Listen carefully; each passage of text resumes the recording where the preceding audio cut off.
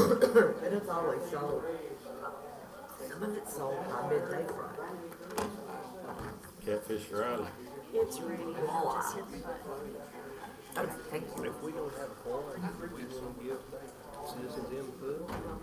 Well, you don't have, if you don't have a quorum, you don't have a meeting. Yeah. You can't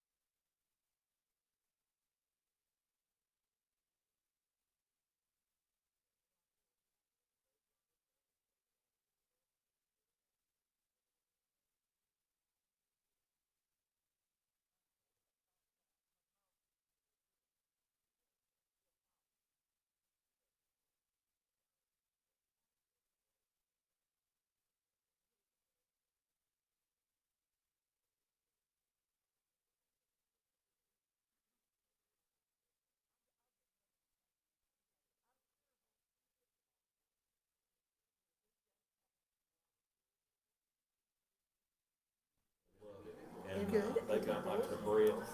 How you spell the Papa Docs? Like it sounds? Yeah, kind of like it sounds. Papa Docs. But I can pronounce it from that, yeah. So, I'll tell Bubba. Yeah, 'cause you know he's a food freak. You know, he likes. Okay. I've got 6:02, so I'll We have no business for the Board of Zoning Appeals tonight, so we'll move straight into the Planning Commission. I'll call this meeting to order. And if you would, let us pray.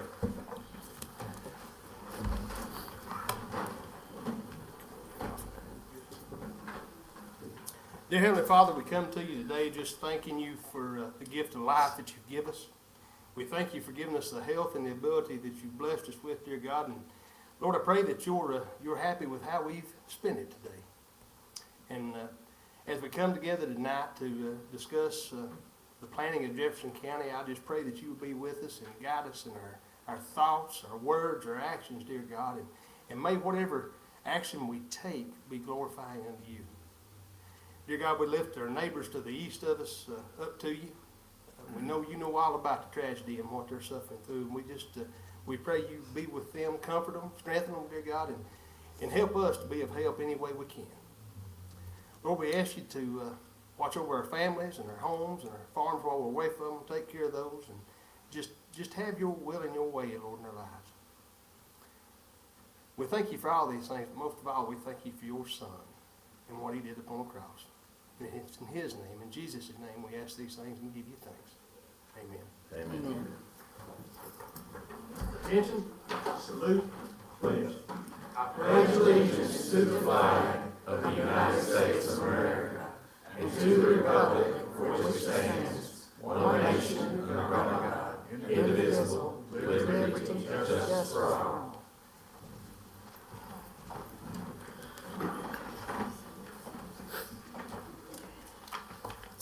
Okay, I trust that you received your packets and had a chance to look at the minutes from last month's meeting. And have a motion to approve. So moved. And a second. Is there any further discussion on that? If not, all those in favor, let me know by saying aye. Aye. All those opposed, motion passes. Citizens input. We've got a decent handful tonight of citizens input, so I would ask that you would step to the podium, state your name, your address, and then if you would keep what you have to say to 3 minutes or less. That way everybody has an opportunity to be heard tonight. And, we'll move right into that with Sharon R. House. Is she here tonight? Yes, sir. Okay.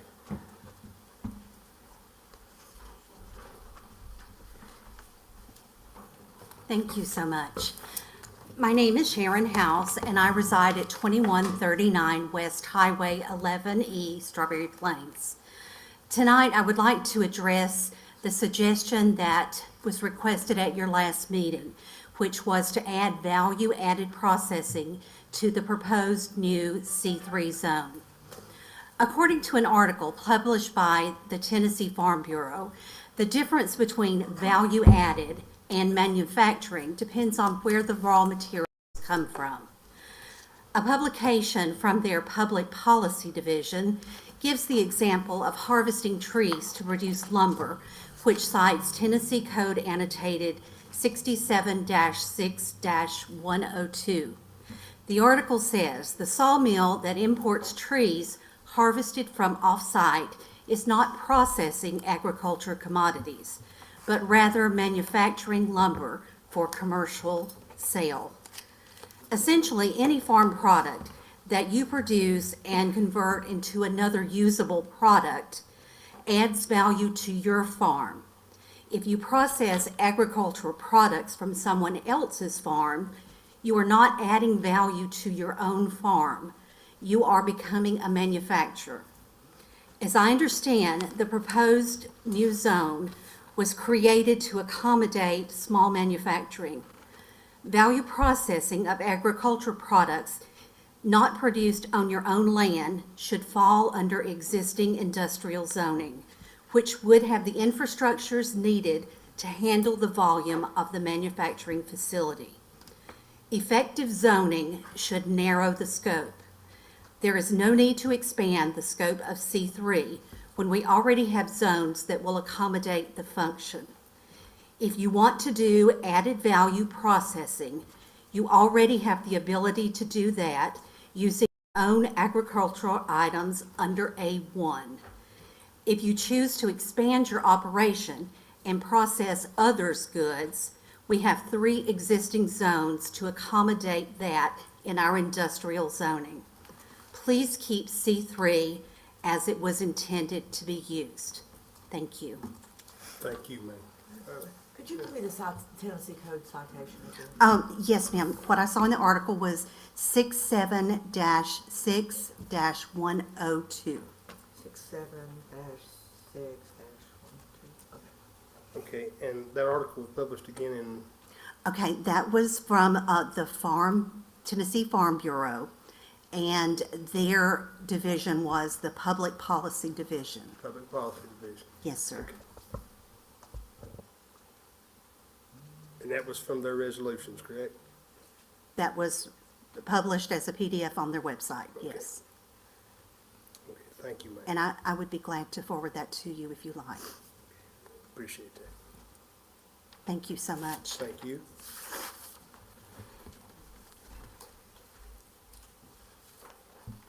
Okay, next would be Dee Dee, and I'm not going to attempt the last name. I don't want to mess it up there. Sorry. Okay, it's been messed up many times, I but that's hear you. all right. My name is Dee Stogner. Dee Dee is my legal name. I go by Dee. I reside at 2367 Jim Henry Road in Dandridge, and I'm here to discuss my views on the property located at 2251 Jim Henry Road, owned by Grace Contractors, LLC. I believe in law and order, rules and regulations. I also believe in punishment for the disregard and breaking of laws and rules. It is my opinion that penalties should be severe enough to prevent people or entities from repeating such offenses. It is of my sincerest belief that Grace Contractors, LLC knew exactly what they were doing when they pulled permits to build sheds on the said property, and instead built 2 3,500 square foot log cabins. I also believe they knew the property wasn't zoned for their intended use of the property. I do not believe that people or entities should be allowed to disregard laws and regulations and then ask for forgiveness afterwards.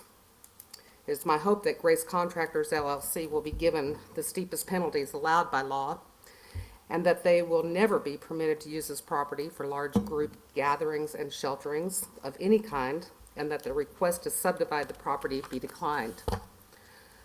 I feel granting them any leeway at this point will set a bad precedence. It will basically tell all future contractors they can come here to Jefferson County, Tennessee and do whatever they want with little or no penalty. Thank you, ma'am. Thank you.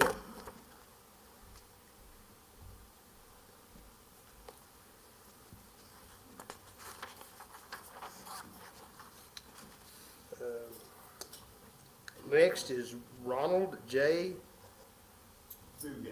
Zugay, yeah.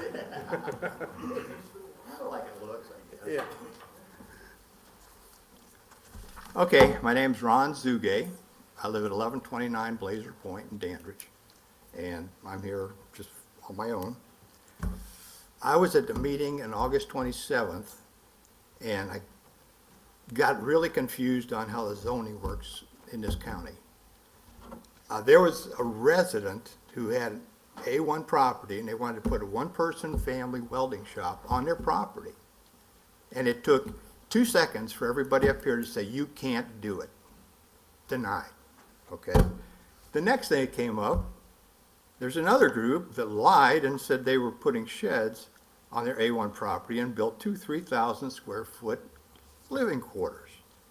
It seems that you are doing everything in your power to accommodate this group, and they aren't even residents. I don't even know where they're from. So what I'm taking away from this is that if you are a resident, you should lie about your intent and all will be accepted.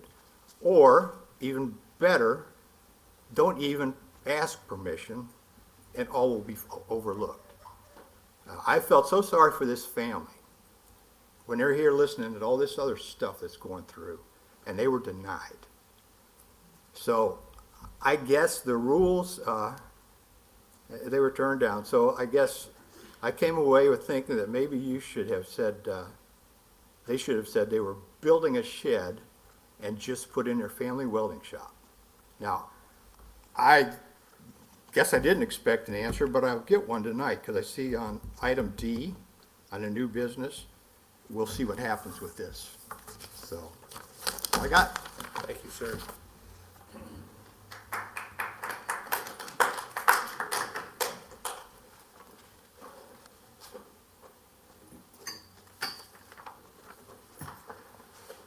Next is Joseph Reber. I'm gonna try this one.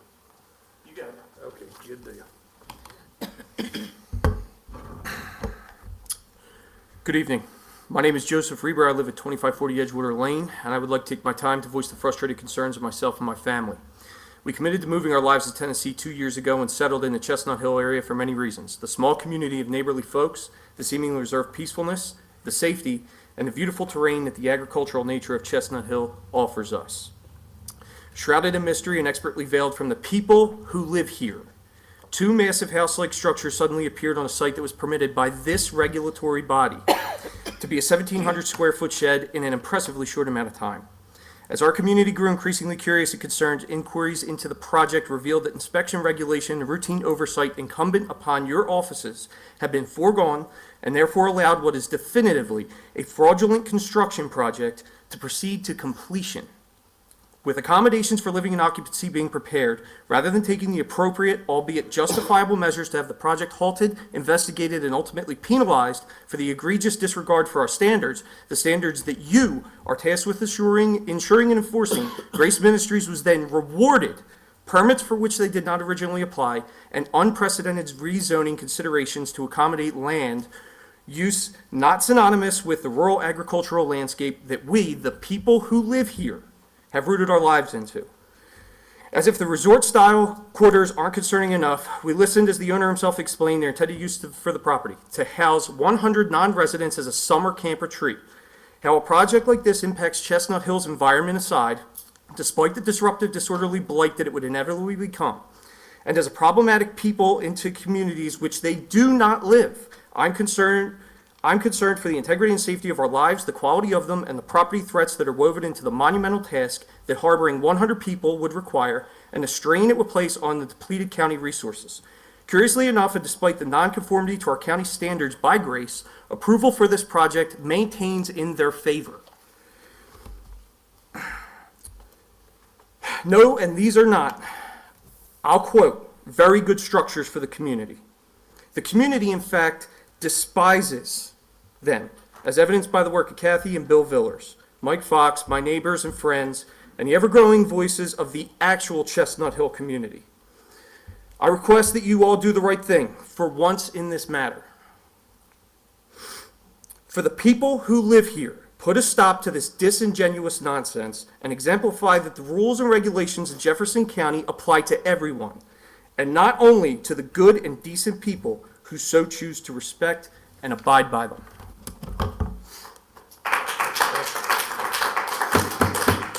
Let's hold applause till the end of everybody speaking, if you don't mind. If you don't mind, thank you.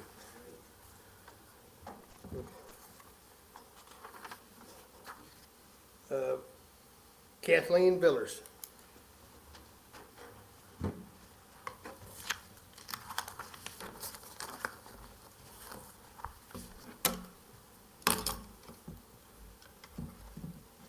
Kathleen Villers, 2202 Arrowhead Drive, Dandridge, speaking about the sheds at 2251 Jim Henry Road on behalf of family and concerned residents of Jeff County. In April, Grace, an experienced builder, applied to build 2 sheds. They quickly put up 2 structures of 3,000 plus square feet each. They intended to build these and other sheds, as they said, to house 100 plus 13 to 19-year-olds sleeping at a church camp. Tonight, Grace seeks approval for a 3-lot subdivision. They are proposing a shared septic system between lots, certainly not typical.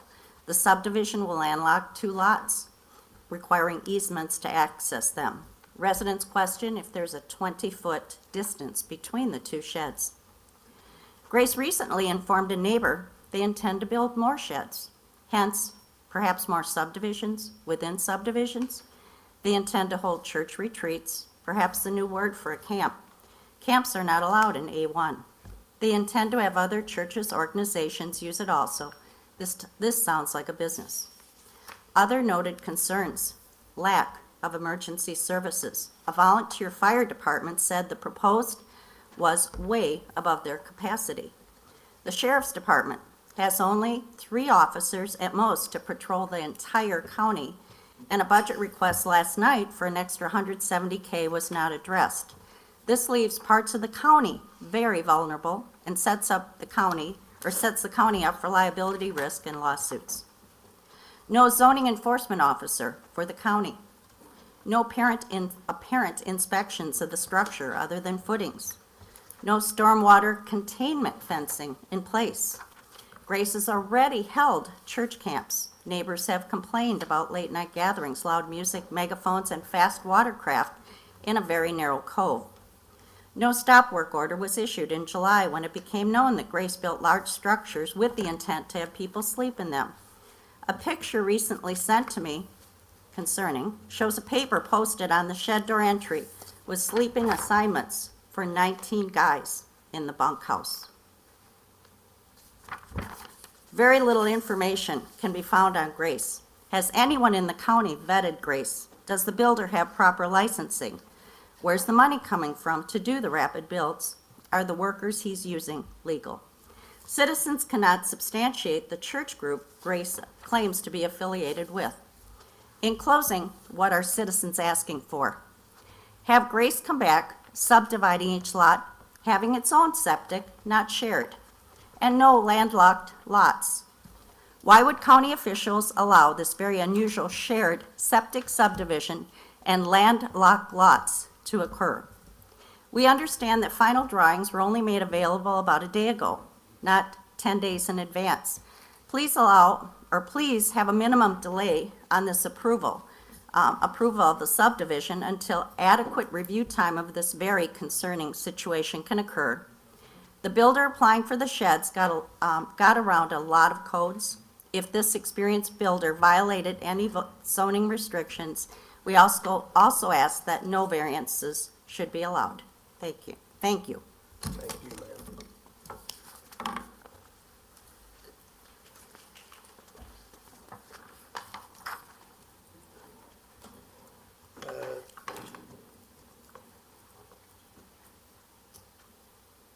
Is Rob here?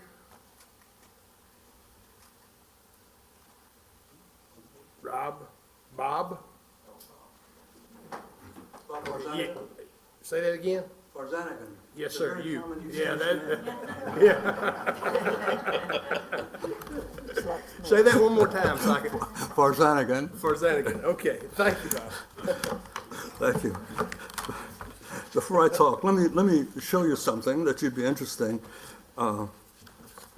This is a shed. Gail's shoe shed that I made for her. But I understand the first thing these nice people from Argentina mentioned, they were going to build a shed. Well, that's not a shed. They built houses that are bigger than mine. I mean, I would start by saying that we've lived in Forest Glen Estate for 25 years. There were only 2 houses there. Mine, I think, and Williams, or Jennifer Ackley. 2 houses. Over the years, we had a number of new homes built there, and we built a nice, bucolic community. Really a nice community, all close-knit. We know each other, we got together, and all of a sudden, we have this situation where 2 houses were built when I was there. Now, all of a sudden, we come down, we had nice single-family homes, we had a nice neighborhood. It was a beautiful, bucolic neighborhood, the kind of neighborhood you all want to live in.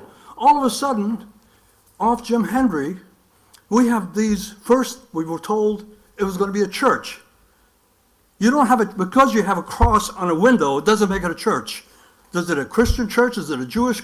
In fact, we have to go all the way to Rutledge to go to church. I would like to have a church 400 yards from where I live. But so it wasn't a church.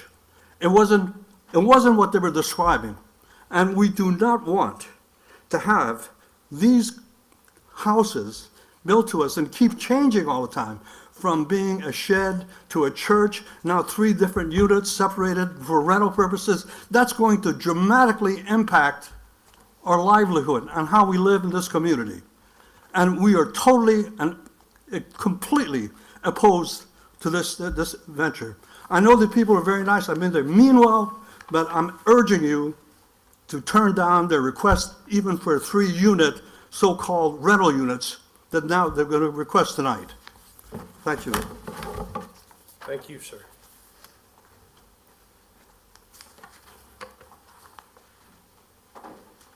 Gail. You want to try the last name? I lost my courage right at the last second. Well, I'm Gail Farzanigan, and I live at 2535 Edgewater Lane, which is off of Jim Henry. And I'm here about the sheds, I guess you can guess. Basically, what I'm wanting to tell you is what we hear in the neighborhood, and that is that this is going to become a camp, a religious camp for foreign nationals as well as churches throughout, I guess, the county to share as a camp experience all year round. And I'm concerned about that because it really does impact what my husband just said of the community that we're living in. Forest Glen Estates is a residential community, single resident homes, and to have this influx of campers coming totally destroys the ambiance of the community.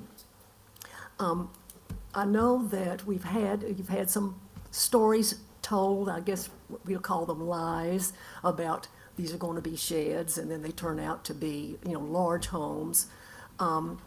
What worries me is that if somebody lies to me once, how am I to trust what they're going to say next? That's just common sense.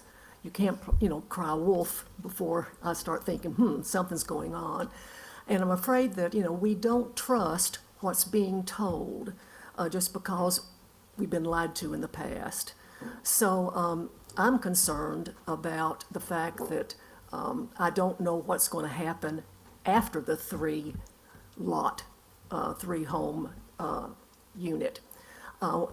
First of all, the people that are building these are not going to be residents of Jefferson County, and I'm concerned that they're infringing upon us residents, and therefore I really do hope that we take a serious look at the intentions of Grace Contractors.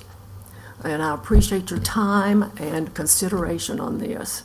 And I know that the only way they're going to be stopped is if the county stops them, because they're going to try weaseling their way in somehow. And I just hate to see that happen to our county. Thank you. Thank you, ma'am.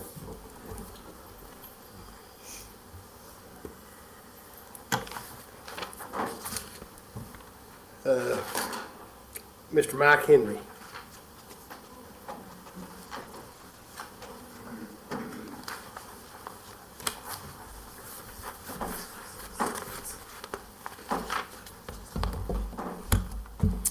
Hello, I'm Michael Henry. I live at 2517 Edgewater Lane.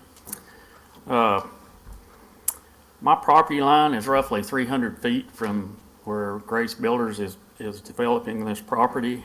And I find it interesting that when I built my home in 2009, our environmental department, I have roughly 6 acres above the lake, just like Grace does. And I was told that I was lucky to have enough perk space for a 3-bedroom home. And here they are, they're planning on putting in 3 residents and maybe more on roughly the same size lot on the same property, or very near that property line. So I find that a little bit interesting. Another thing I find is, what are they actually planning to do with this? When you look around at surrounding counties, they've already got many developments that look exactly like this, and they're all either for sale for a whole bunch of money or they're short-term rental. So I would really like to know what these guys plan to do with this. We've been told a bunch of different stories about it, and it seems to be changing constantly. And as Kathleen said, I passed through this property not very long ago. I was looking for my dog. It was lost. And I too saw a sleeping list on the door for multiple people. So they've already planned for sleeping arrangements for this. And it was a whole lot more than one person or two persons. It was a big list. I really think that at the very least, before any approvals are made for, whatever you plan to do with this, are you going to subdivide it or what? But I think we need to at least have a clear definition from these guys what they plan to do with it before they finish. And once again, I'd like to say I'm strongly opposed to this. It's just too close to my house. One other thing there's another establishment that's on the other side of my property, and it's called Life Changers Outreach. It's something similar to what they described, for having the youth there. And those people, I run into them on my property all the time trespassing. They just seem to know no boundaries, and I don't want that same thing on the other side of my property as well. So, thank you. Thank you, sir.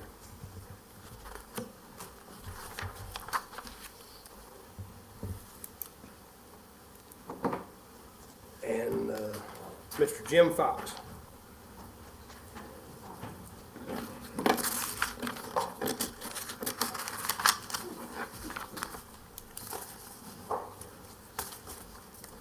See, I kept it easy on you so you could say my last name.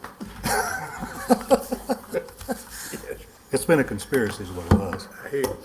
My name is Jim Fox. I live at 1909 Abilene Trail. And like everyone else, I'm here to talk about these sheds, or as they labeled on this, bunkhouses. This is the sleeping assignments that Mr. Henry talked about. 19 people, 10 beds.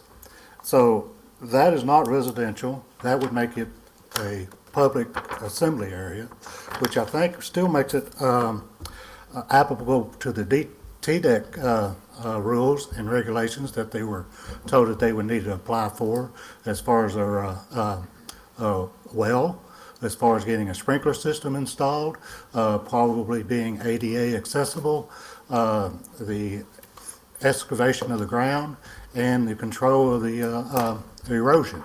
I believe all those were TDEC permits that they were expected to get. 3 lots and 2 of those lots are going to be landlocked, which if it's still permissible, which I'm not sure it is, that is inadvisable to do that anymore. The odd survey lines, if you look at this survey map that they presented, none of it's even close to square. And in fact, if you look between the 2 buildings, it's got a little ziggly line in it. This map does not show placements of the buildings and the dimensions of the buildings, how far they are off the property lines, if they're going to have to get a BZA permit because of being too close. This is not signed off by a surveyor or has a surveyor stamp on it. So this is not a survey, this is a drawing. At least this is what was posted the other day. Looks like the septic and drain field is going to be under their parking lot, according to the drawings that we were given. Looks like it may end up under the parking lot. The sign posted on the door about the bunkhouses. We were told at one point that this was in the hands of the attorney. So my question is, has he signed off on this? And so I'm going to leave it with that. Like I say, I don't think the surveys are correct or any of these things. And again, I think do they have the TDEC permits that they are required to obtain? Thank you. Thank you, sir. And thank you all for holding the files and stuff. If you'd like to give one now, you're more than welcome to. Appreciate that very much. Next, we'll move into new business, and it's the final, item A on the agenda is final plat approval for Wooded Estates Phase 2, 22 lots off of Laurel Bowling Loop and Barber Road, Strawberry Plains, by Daniel Stacy. Daniel has the letter of credit for the top code of the road. met with Joe Patterson down there in Vegas. And, he's got signed copies, unsigned copies. I think Catherine has some other things that you mentioned. If he's got all, I think all the 17 and letter of credit.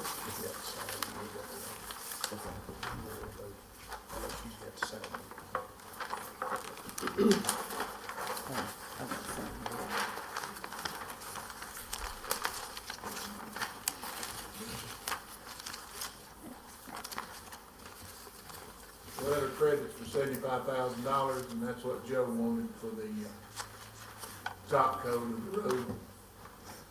Water lines, fire hydrant, all that's in. Been in for years. Old Daniel Edenbauer. And Tom Carter approved all the lots. Okay. Signed it. Now, and I think there's a few things Catherine's got needs to be on there. Okay. You have anything you'd like to raise on that? Not that I know of. Do I need to sign this? No, not that you vote. Oh, until we vote, okay.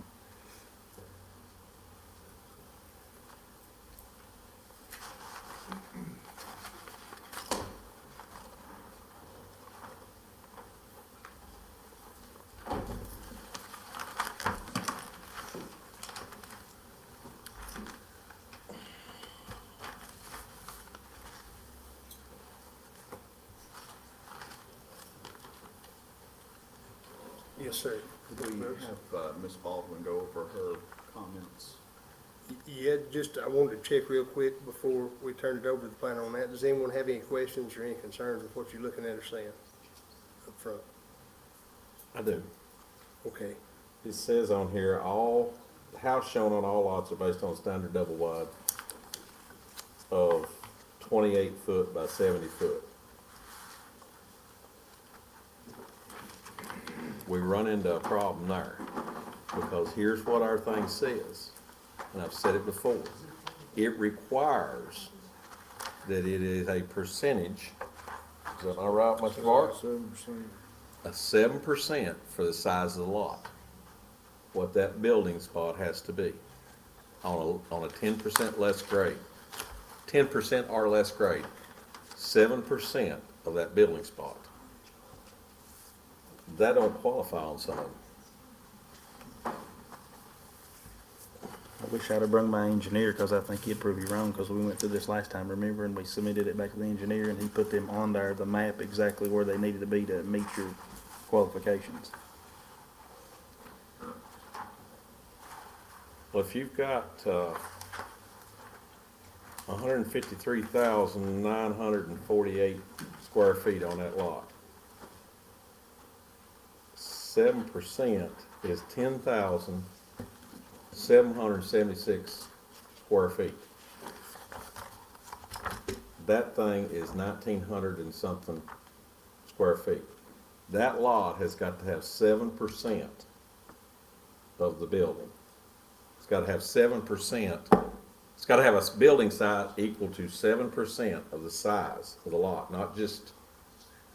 So you're saying you gotta build for the lot, that you gotta put a Each structure, lot it's gotta has be got to 7%. 7%, is that not correct? It's got to have a space on it of 7%. Oh, well, it The does. structure doesn't have to be that big. No, you don't have Well, to do, look at the lot you pointed at, how big it is. I understand, but it doesn't show, it's just gotta, it shows that the thing's there. They're all the 28 by 7. Yeah, they're all of it's 28 by 7. It's gotta have does your engineer or the survey certify that there is that the size of it is 7%? There's Yeah. 7% of that lot buildable. That's why they are where they are, yes. This was our problem last time, remember? I think one of the beneficial things to see in each one of those is what that square footage would be, that 7% figure. If that was there legible inside the box, the rectangle, Yeah, just It put would it tell us. inside the box. I mean, I don't care where the box is. But we gotta know, according to our rules, that 7% of that lot is buildable. And all that does is says that there's 1,900 and some square feet that's buildable, that block is. That doesn't really tell us anything. Yeah.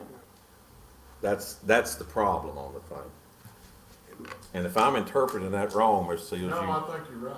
I just assumed his engineering. Well, that's and why we if went back he's to got the that, last time. if he's got that and says that that's there, I'm good with that. I just want That's to how know we that ended that's up with the there. lot sizes like we did. You know, we've rearranged it twice already.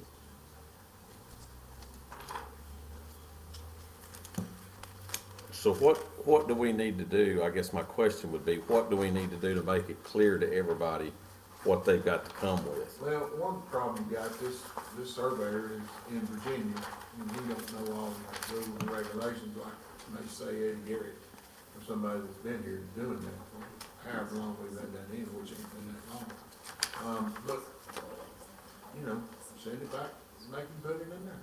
That's all I can do. So this map shows 28 by 70 box on each lot. Each lot, yeah.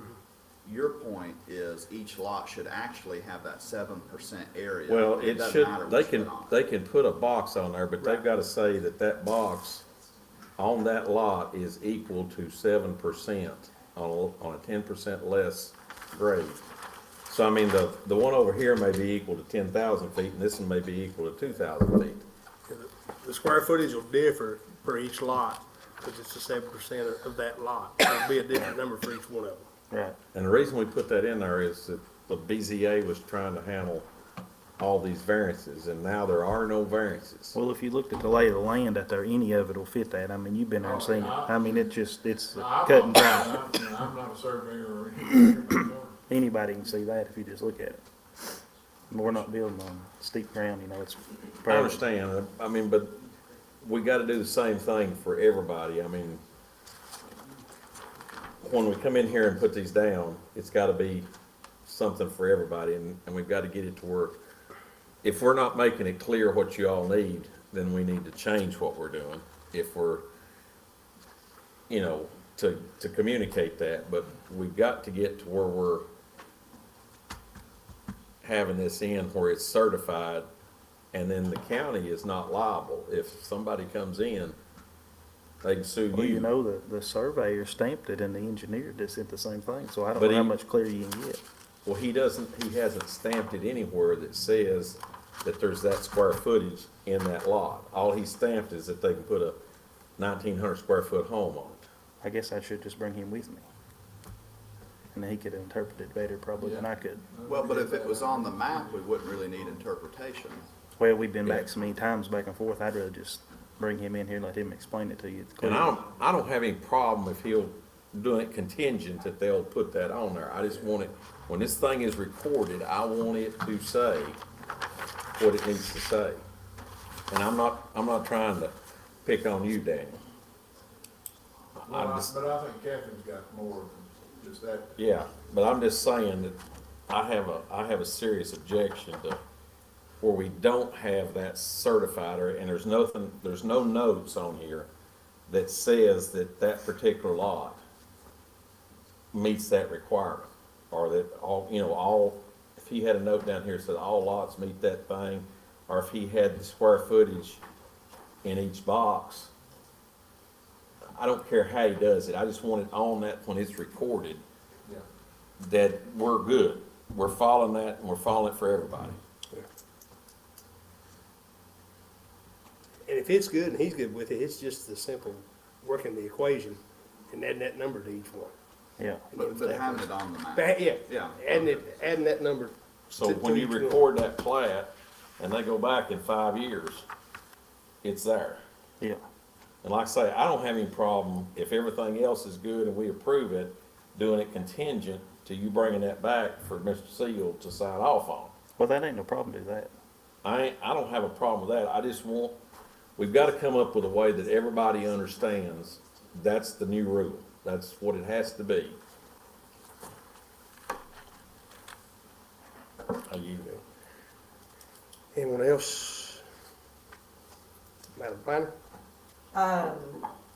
So there's a number of items that were omitted from the plat, because it's going to be recorded.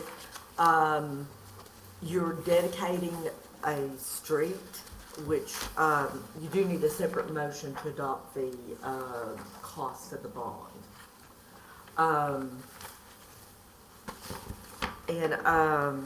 So you don't have the right-of-way, width for Laurel Loop. Considering that this road has to be built to county standards, recommended by the planning commission, accepted by the county commission as a publicly dedicated street, it's important that you put the right-of-way of the road on there. There's no location map. You omitted the building setback lines. There are no names of adjoining property owners. With the building setback is omitted, and that is probably not that important except for lot 13. The zoning designation is omitted. There are no easements on the plat. So unless all the infrastructure is within dedicated right-of-way, It is in the road right away, yes. then that needs to be stated or shown. You omitted the signature block for subsurface sewage disposal. No, it's on the signed copy he brought tonight. I don't, On that, yeah. That's the only one we ever did. I understand that, but that's inappropriate, in my opinion. Signature block for subsurface sewage disposal omitted. The signature block for approval of the street names by 911 is omitted.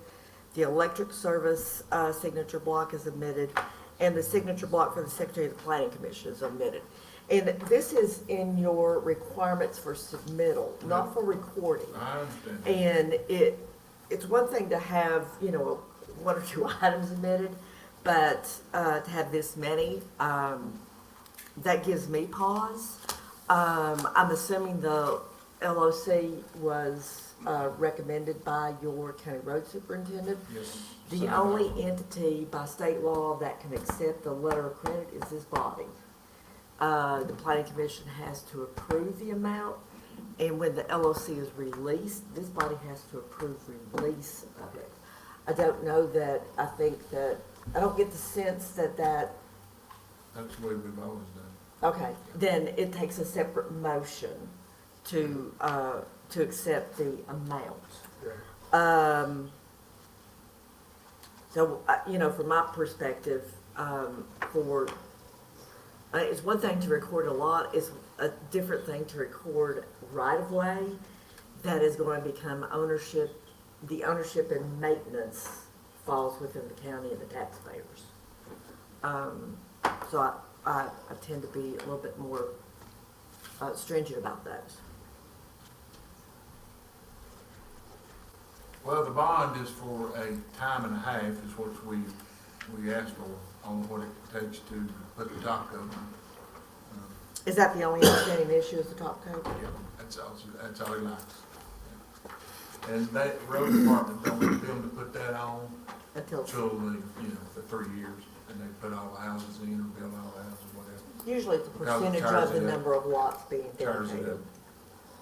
And so we always make them get a bond on that, and that's about, that's it on the road. I met with Joe down there. this Are the morning. roads, are these new roads, are they all, were They're they 24 foot. yeah. 24 foot? Yes, sir. That's what I was asking. Yeah. But that needs to be on the map as well. Well, with the right-of-way, because this is recording your right-of-way that you will own and maintain. Okay. The width of pavement should have been addressed in the road and drainage plans at the preliminary plat stage, which I'm assuming.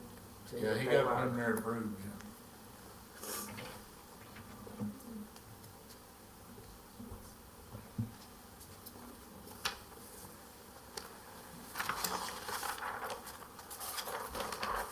So all this stuff that Ms. Catherine addressed is on the other one? On the one Sue's got, Okay. all the signatures and everything on it. We'll have to change that, because that's the way it's been done for 25 years here. Well, no, not all of that was brought up is on there. Well, Well, not all the signature blocks. Okay. That's what I'm asking. Tom puts his own block on there. and if the plat is going to be changed to reflect your information, the information that was omitted, Yeah, it's got to be changed. only the licensed surveyor can make those improvements. I don't look at stuff in the meeting. That's just bad form. That's a change we gotta make, because David and Jordan out, they did the same thing. So they did it to Sorry. the meeting. To do something with this gravity, sitting in a meeting, I'm sorry, I think that's inappropriate. That was This your is, office doing it for years. So you need to tell them they need to change their. Joe Barrett. I believe it's in your subdivision regulations. It's in items to be included on a plat when Well, you submitted. need to take that up with your.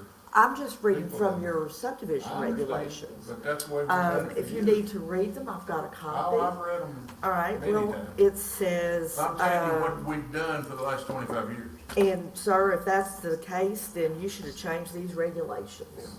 That's fine. Because you are not in compliance with Well, your own I- regulations. Now is not the time to change those resolutions. Regulations.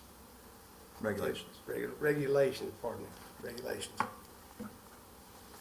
If we have a past precedence that's been set, and we decide we're gonna deviate from that, we have to make that announcement.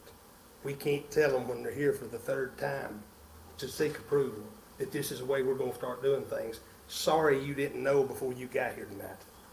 That's a good point right there. You know, and that's just where I'm at. I'm not saying it's wrong if they're there and they need to be adhered to, we need to adhere to them.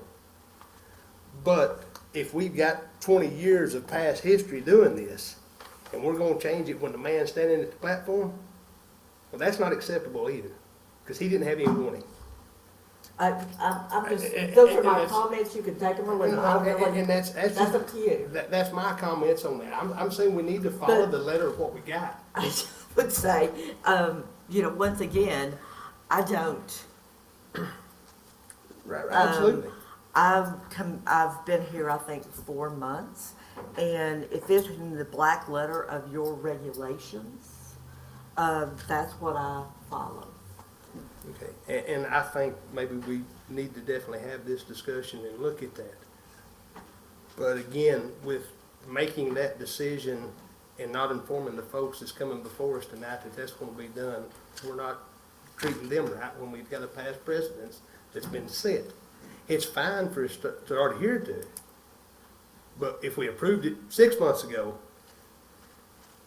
and now we're gonna change it, and they had no forewarning of that taking place, we're not treating them right, in my opinion. That's my opinion on that.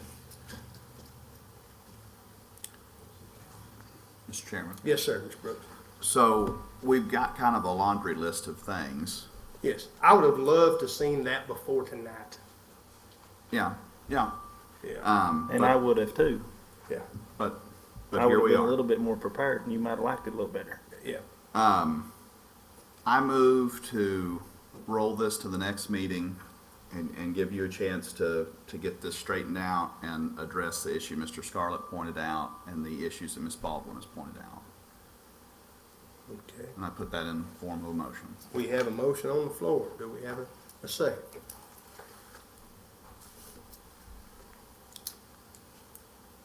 I'll second. Okay, we have a motion and a second. Do we have any further discussion on this?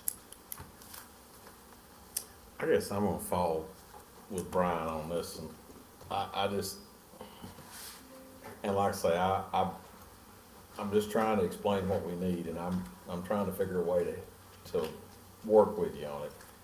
And I'm good with covering everything contingent, but I guess I'm like Brian, if we're, and maybe this is a thing we need to talk with, not here on this thing, but with Miss Catherine about what we need to be looking at and how soon we need to be looking at her comments and stuff, so we'll know. I guess I'm gonna follow with Brian on this one. I'm just not comfortable with changing the things if that's what we've been doing for ever and amen. That's I have an issue with that. I mean, if it was something that hadn't been here before, if it was something we hadn't approved before, the other plat, I guess I would be if it was preliminary plat and you were just coming in the first time, I would definitely send you back. But if it's something that we have been doing, we need to have that discussion as a committee. Okay, any other discussion? Just a quick remark, Mr. Chairman. Yes, sir. We have our regulations. I think it's reasonable. I understand the frustration, but I think it's reasonable to sort out, because I mean, we've got multiple issues that have been pointed out, a lot of which I think could be addressed rather easily, and perhaps some have been addressed on here and it's just not noted on the map. So that's the reason for my motion is just, let's go ahead and get this ironed out and bring it back next month with everything addressed properly. And I rest. How many, and of course, if Madam Planner doesn't feel like looking at it now, I just wonder how many of those items she has listed are on that final plan there. It has all the signatures. I'm just curious of how many of those could be crossed off tonight. And what type of damage does it do to what you're doing to see this? Well, it's just awful. I mean, you know, we've been here and here and here and keep coming back, and it's like you change your game up every time, you know. So what's gonna change next month? You know, then you're gonna be another 30 days. Sounds like I need to come with the attorney, the surveyor, and the engineer. Yes, ma'am. Have you been here before for a final plat? I've been here numerous times, was trying to get it all approved. No, have you presented a final plat for approval and it's been I've been here numerous considered? times. I don't remember exactly what I've Yeah, I done. believe he has. He's been here for a final plat before? Yeah, he didn't have the sides on it or something, I can't remember that. Last time didn't have the box on it, didn't Right. show, and that was one of the issues. But it's still not right. And it's still not the way we need it. I don't know that it's And not a lot right. of it is that It's not the way we need it, Well, then it's not right. He's not used to our. or it's not the way I'm comfortable with. I guess I put it that way. And I guess a question I have to address that, and we're still in discussion here. Were you told you needed the 7% square footage listed upon this final plat? No. Okay. I think There was this is lengthy, word about the I believe I know Yeah. John Mr. did. Scarlett I- was pretty I didn't clear say on that. that. It's on there to where the surveyor said it had to fit on there to meet your specifications. He took the rules, the engineer did, and he put them right where that they're supposed to be. That's why you see them in all different places. So it should be easy to go back to the surveyor and have him put that on the map with the Well, he square can do it, footage. yeah. I mean, That's- it'll take him just about an hour, you know. Then Yeah, I gotta that's wait a all. month to It's come just back and doing the see you. math Yeah, on I mean, that. an hour worth of work, and then we wait 30 more days to come back and see you, and then you say, well, something else is wrong. We have a motion, we have a second. Do we have any more discussion about that motion?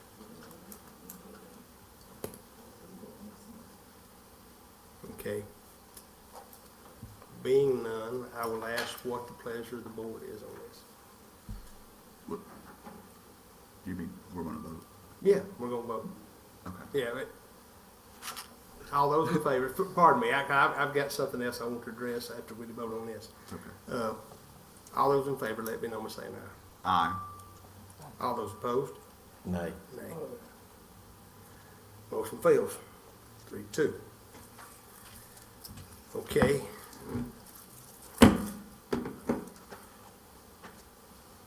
Now you wanna know what the pleasure of the body is? I do, but there's something I want to bring up. Do we want to go ahead and address the bond for the road and get that taken care of? If you would like to see that in a separate motion and send it passed. Probably need to know where you're gonna accept this first, and then do the bond. Okay. Because there's no need to do the bond and take it in and do all the paperwork and all that other stuff until you know. Wait, okay. Okay, what's the pleasure of the body then on this matter?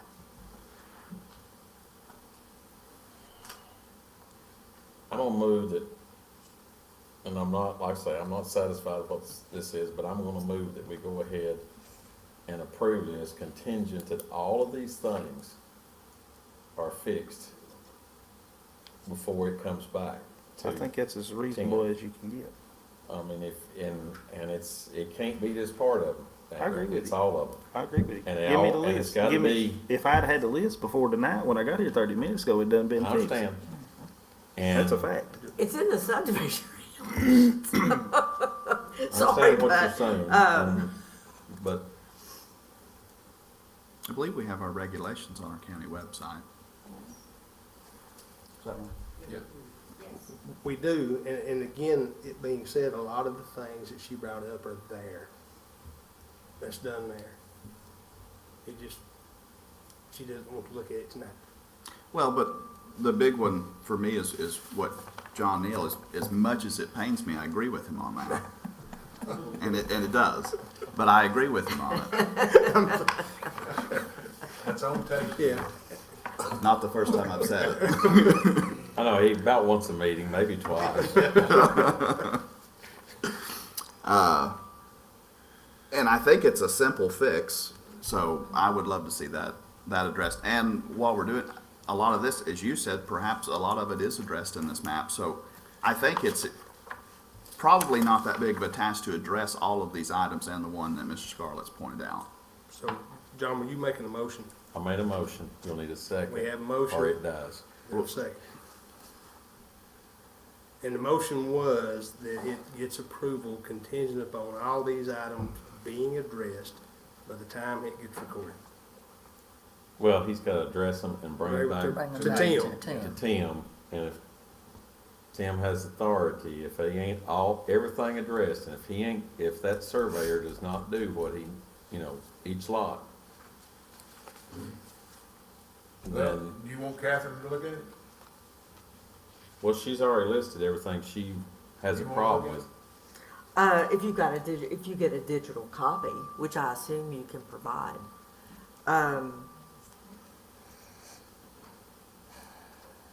the one thing I want to make sure is the Secretary of the Planning Commission is for Hawkins County. It's not Jefferson County. Oh, I didn't even notice that. Where does it say that at?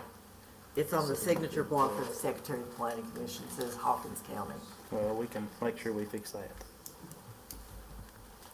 You still need a second. or the Yeah, thing that's- will Still need a die. second. Yes. Regulations. We have a motion and a Hawkins second. County. Oh, well, Is maybe there that's the any problem. other discussion? Didn't say. Mark, second. We're on discussion now. Yes, we're on Okay. discussion now.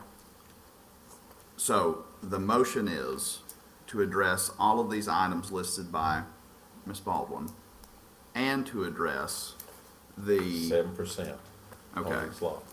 but none of that comes back to this body. We're just kicking it to Tim.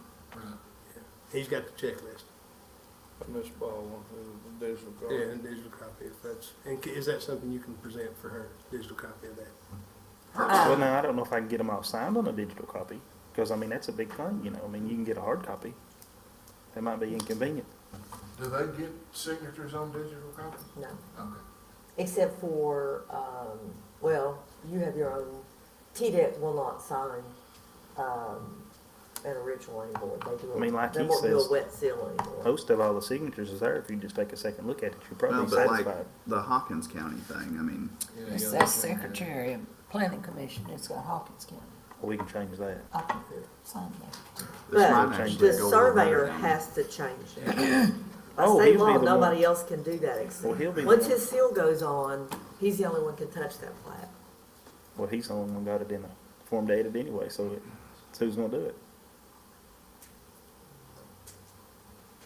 But I think as far as the motion, I think anything we've got, and I agree, you've been back several times, but anything we've got that we need on this thing, if it's not on that list, let's say it right now.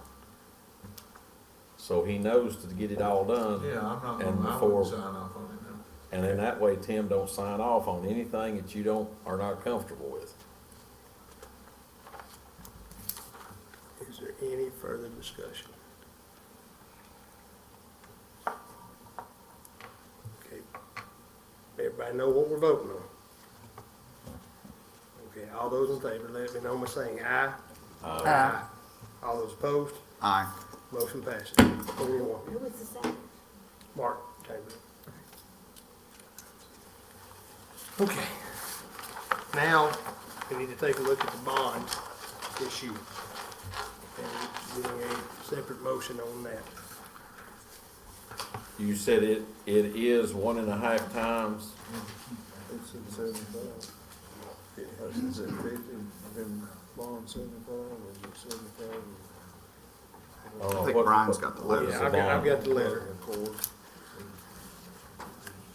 Done.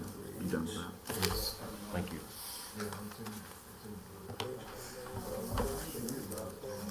How much is it?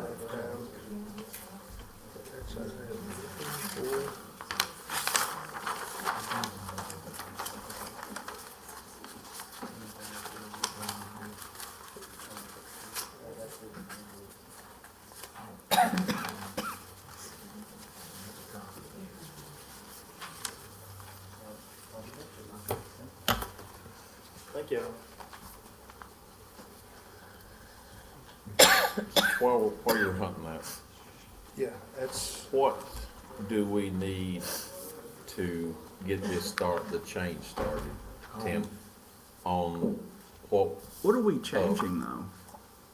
how we handle the people that are coming in, how we notify them, what do we got? Do we put a thing in your office that says, Yeah, you know, Jefferson needs to come up with a be checklist aware again. with, I think there's one in your subreddit. There is, but That's- I mean, it may be 1998, I don't know. cause Maybe you've something got new people on that it. have been doing it one way for, Well, if this body has been allowing that though, then the body's wrong. then yeah. And that's what I'm saying, but you gotta notify them, hey, that we've been doing this.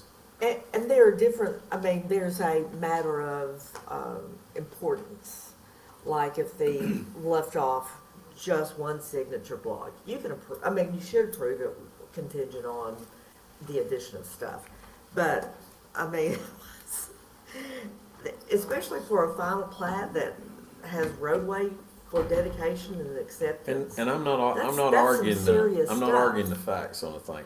I'm trying to figure out how we get this solved and how we get an answer as to how we move forward, because if we've done it, I think you're gonna have to retrain the surveyors around here, and which is and 3 or that's 4 of them. that's what I'm saying. I What think do- you have to kick it back to them and what say, do, this what do we isn't. need to notify them ahead of time? Well, When they're like coming Captain in says, now. it's in the book. I understand, but you need to post a notice, you need to read your book.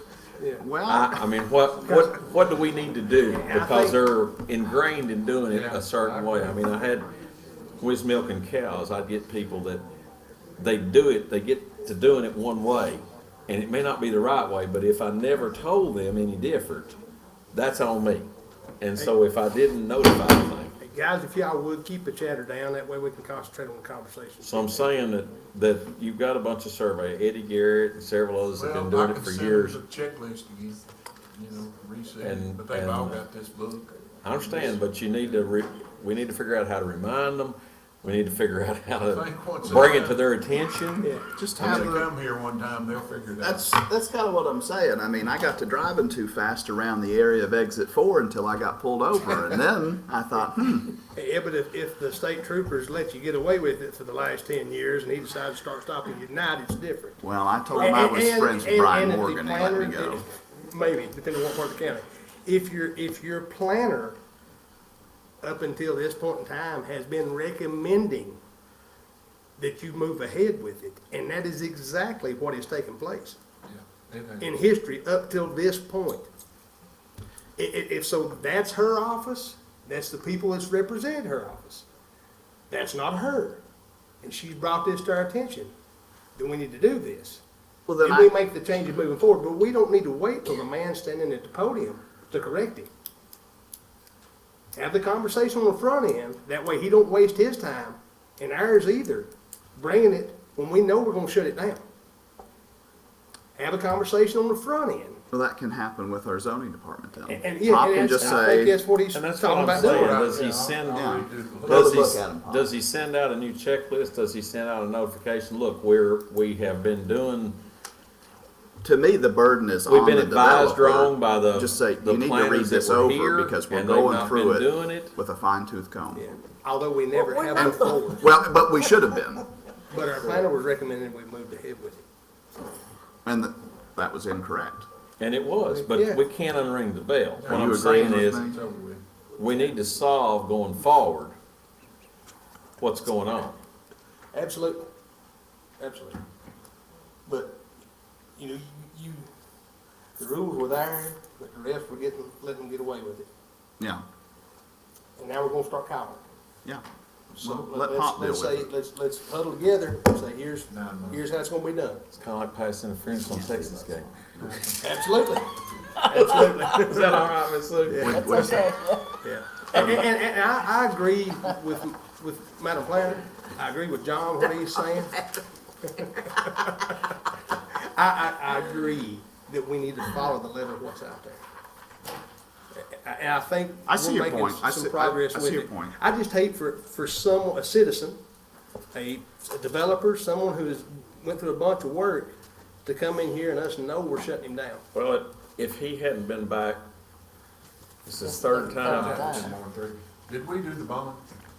We're gonna fixing get to that. that, yeah. I've lost track. If he hadn't been here 3 times already, I'd Well, but like in my opinion, I felt like you were extraordinarily clear on the 7%, and it still wasn't right on the map. So, but anyway, but we had these other issues that's complicating things. May I point out one other thing? This was sent to me on yesterday.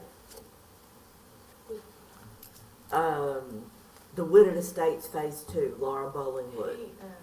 That's the one I didn't have the email to you, you just emailed it to me. Okay. But you have we had a discussion about this. You have a 10-day submittal deadline, meaning that if something comes in and meets the deadline, there is ample time to get a set of comments to where the individual walks in and knows what those comments are. Do you want the signatures, the 10 days? No, Okay. but the plat to review, to get the signatures that to get a review. And to be honest, this is, y'all aren't going to want to hear what I have to say. No, you go right Put it ahead. out there. Yes. Everybody's a big boy. But now, Well, somebody hires a surveyor and they pay him. They're paying him for a job, and the job is to follow those subdivision regulations.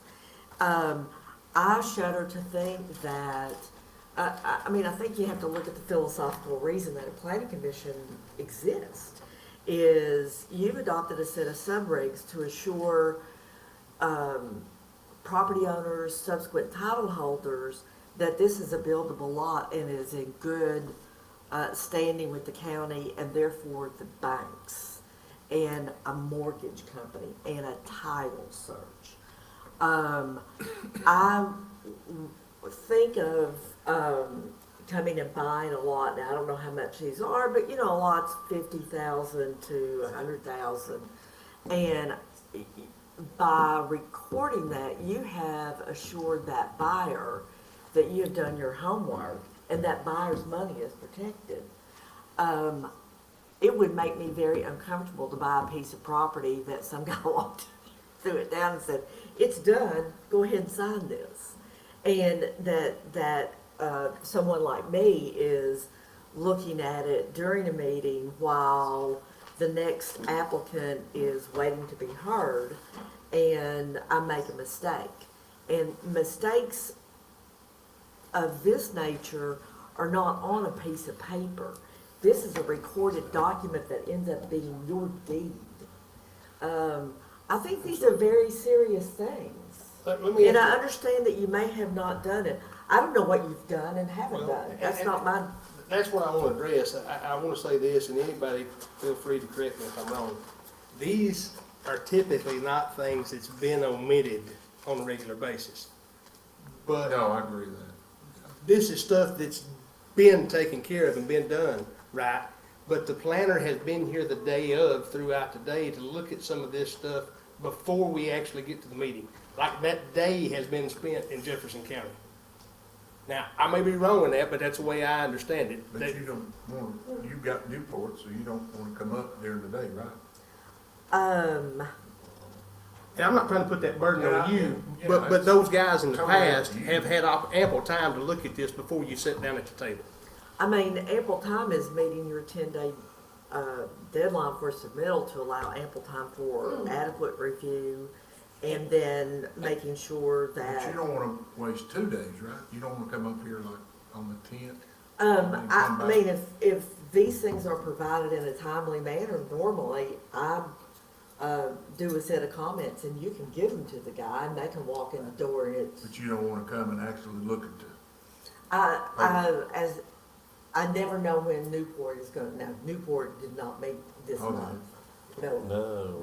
They don't even have a city Oh, hall that's at right, this yeah, I point. forgot. Got a couple other issues. I forgot. And I would that's, assume, but their meeting doesn't start till 3:30, Yeah. and it usually lasts an hour and a half. I'm driving back over here. Now, one thing I will say is I've asked the county mayor to give me a committee to vet amendments to your subregs and your zoning ordinance. And we're supposed to meet at 1 o'clock, starting in November. Of our meeting day? Okay. Yeah, so my game plan That'd be is good. to be That up would here. really be good. I have another county that I do, a city and the county, and I have a day there. Yeah, I think that would be good. And sometimes somebody drives me out to look at You things. can, yeah, that's what I did with the other two. But, and let me make one other clarification right there, and pardon me, Mr. Baldwin, for that. But in that 10 days, the signatures are not going to be there. no. So It's- several of those it's bullet actually points in would a- have not have applied at that 10-day time frame. Yeah, it's actually inappropriate to go ahead and get, what they do is they walk in and say, well, I've already got the signatures, I can't change it now. And it's like, no, you should get the list or the review and the approval, and then But you, get when the we do this the right way, you will look at the signatures the night of the meeting? I don't need to see the signatures, I just Okay. need the signature block Okay. for the actual Jefferson County That's, secretary. that's different than the other. That's You can different. check, as That's long as it's different. on there, you can check the Yeah. signature. They always, the planners before always check the signature. No, that's your job. Okay. Mine is to make sure that it's on the plat. All right, So, that's fine with me. back to the question I asked, how do we get there? We're not there. You're a new planner, we've been doing it another way. We've got regulations that say it should be this way. So, how do we get these people notified and say, Pop can do it when they come in. I mean, right at the very Well, I'll start. give them Catherine's number real quick. Well, you know, we've got, there's not a surveyor on here that I haven't looked at a plat for a different county. okay, so, So, and I will tell you that they don't do this. Well, I haven't seen a list like this. and I understand that, and I'm not arguing the thing. Even Mr. Culberson, who is out of Nicholsville, Virginia. Yeah, I know, yeah. I have I've talked to never him met on him. numerous occasions. Mr. Garrett, I have worked with, and Brennan Garrett, I have worked with. Eddie, yes. Okay. I mean, this is Thomas, do you have something? I still need to, what our plan is. You know, I would think that one of the things that, if you could send them a copy of subregs and ask them to I'll comply. give them a friendly reminder. and No, underline it or whatever and tell them, look, you need to go back and you look know, at these. They've all got a copy of it. I understand, So but they've done it They've done for, it so long, yeah. they're ingrained. They are. And so they need to understand that these are going forward. We're picking up the 10-day thing so that she can get it and she can get the questions and get the thing back to them and all of that. We just need to remind them or tell them that going forward, this is how we're doing it. One of the 10-day thing is, that's And partly that's the almost overkill, but a planners, week ahead of time partly, is not You know, over the years, too much to ask. they knew that the planner was coming here that whole day on Tuesday, and so, or whatever, 4th Tuesday. And that's probably partly my fault. I said, oh, as long as I got them by that day. So me and David or Jordan, whoever, can go and look at them out in the field that day, you know. And that's sort of what went on the last 20 years. Most of them bring it in on the 10 day, but every now and then you'll see something. Most of them, yeah, they do, especially like Eddie Garrett. And I think especially there, if they can send a digital copy. Now that they're not used to. Yeah, they. Not in this county. They're drawing them on Not in this CAD. county. They're drawing it on CAD. They're doing it on They may computer. be Nobody's doing it, hand but they're not drawing used to anything doing it anymore. here. No. And it's not like you can't approve it with conditions. That's As we did tonight. as you did We've tonight. done for years. But when you've got, there's dotting i's and crossing t's, and then there's substantive items, and those are different. I know which are which, but like the next one, I had about 6 things, but none of them are Don't scare them off particularly. before they get up here. Let's let them. None of them are particularly. Don't forget the bond here. Yeah, Wait. let's, so hearts and minds clear. Tim is gonna remind each one of them. Yeah. What we're looking for. That'd satisfy you, What's no gonna be, so everybody's good with that? Yeah. Okay, now the next item, the bond is for 75,000. So the cost is 50,000? Well, I'm not actually, it's a little less than that, but he Okay, wanted to go fine. to 75, I didn't see, which we need a time and a half for the road on what it costs. And 75 will be more than that if the county has to build it. should we not have had a quote stating that? I didn't see that. No, as long as you got the superintendent on board with it. It's the way we've always done it. So Joe just said, Yeah, we figured it out in the field out there today, this morning. Most of the time, Mr. Charlie. I called had- him and told him Most of the time, $75,000. Mr. Charlie had said, okay. this is it what costs it would cost. This It's so amount, much a fee, yeah. that's what we're doing. Okay, so he just has So- a formula. Yeah, he's got Yeah. it. He's gonna err on the side of caution. Cause if Daniel Stacy scoots out on us, the county's gotta fix it. Right. He can Okay. fix the road. So it does fall back to the road It does. superintendent. Road superintendent, he ain't gonna. So moved, Mr. Chairman. Second. Have a proper motion and a second. We have any further discussion on the bond, 75,000? Being none, all those in favor, let me know by saying aye. Aye. All those opposed, motion passes.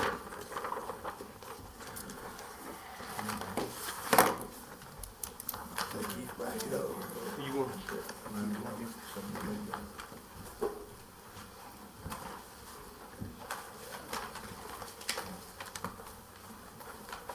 Who made the second one? I did. Here's a bigger copy. You read it, John, or you got it? No, not yet. Not yet. We are, item B. Okay, next item is item B, final plat for a 3-lot subdivision of lots 11 through 16 of the J.L. Humter's Edition, Juniper Avenue, Strawberry Plains, by Thomas E. and Shirley Cox, Joseph R. and Dana Dean Norton. Do we have anyone here representing that group? Anybody represent? No. Eddie Garrett is deathly sick. I talked to him today, and he's got a real bad cold. And so he did the survey. And so I don't know if any of them, I don't know, I've never met the owners.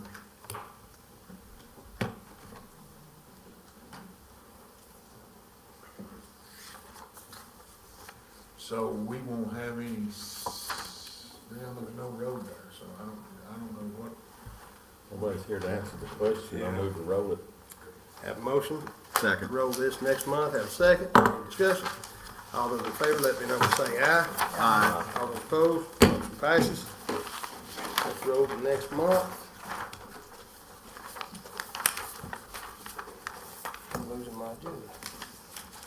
Okay, we'll have item C, final plat approval for 12 lots of Talbet Kansas Road, Talbot by John Taylor and Glenn Gloffenheim. Anybody here for Is that? everybody here for that group? Oh, yeah, I see Glenn back there. That's Glenn, did I get it right? Gloffenheim. Rothenheim. Yeah. Yeah, okay. I just want to see with East Tennessee vernacular. Had hip surgery. Thank you. Working today. Well, I hope it works every day. Okay. It said 12 lots. We ended up changing it, making our lots bigger and better, so. And you, I guess, had Contractors plat 50 there. Some of them, some of it was.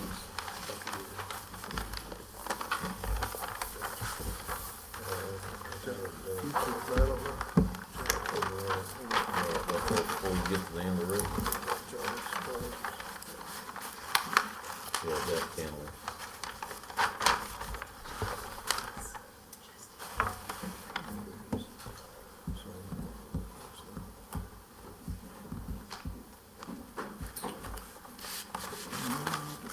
Mr. Rothenheim, do you have anything you'd like to say about this? Nice stuff. You ready for questions? Yeah.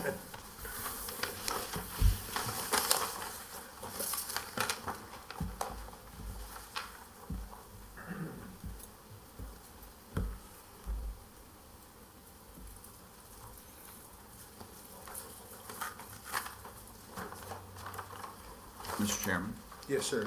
while we're looking at the map, would we want to go ahead and have Ms. Baldwin go through her? Well, I mean, you looking at the map now. From that look that she just gave, no, I don't think so. Well, the preliminary plat was approved in September? No, May. One of the things that your subrist says is that the final plat is in substantial compliance with the previously approved plat, which I think had 22 lots in it. They were numbered differently because we have the 5-acre home sites in the back, so they had to renumber the lots. Right, but, and these lots, as I understand it, have been reconfigured from the preliminary. I did have a question, so, kind of the same things. The street name for the public right-of-way between lots 2 and 4 is not identified. Even on the preliminary plat, which I looked in just briefly before I stepped into the meeting, does not have a name on it. So, this is when streets are named, is when this plat is recorded and is picked up by 911. And this is a street to be constructed and is. That's for phase 2, the 5 acres. It's not for this So the phase. street has not been constructed. No. No. So- We're not looking for approval for phase 2. I thought this was phase. This is phase 1. Okay. This is just the road lots.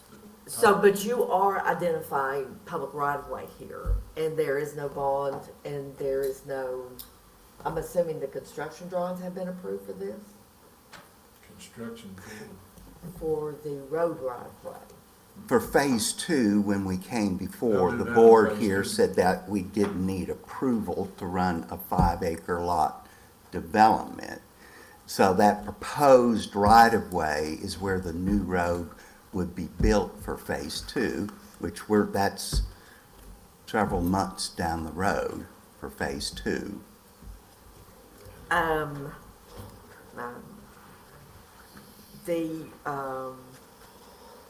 Which if you pull the earlier maps, there's like 85 acres, the big farm there in the back.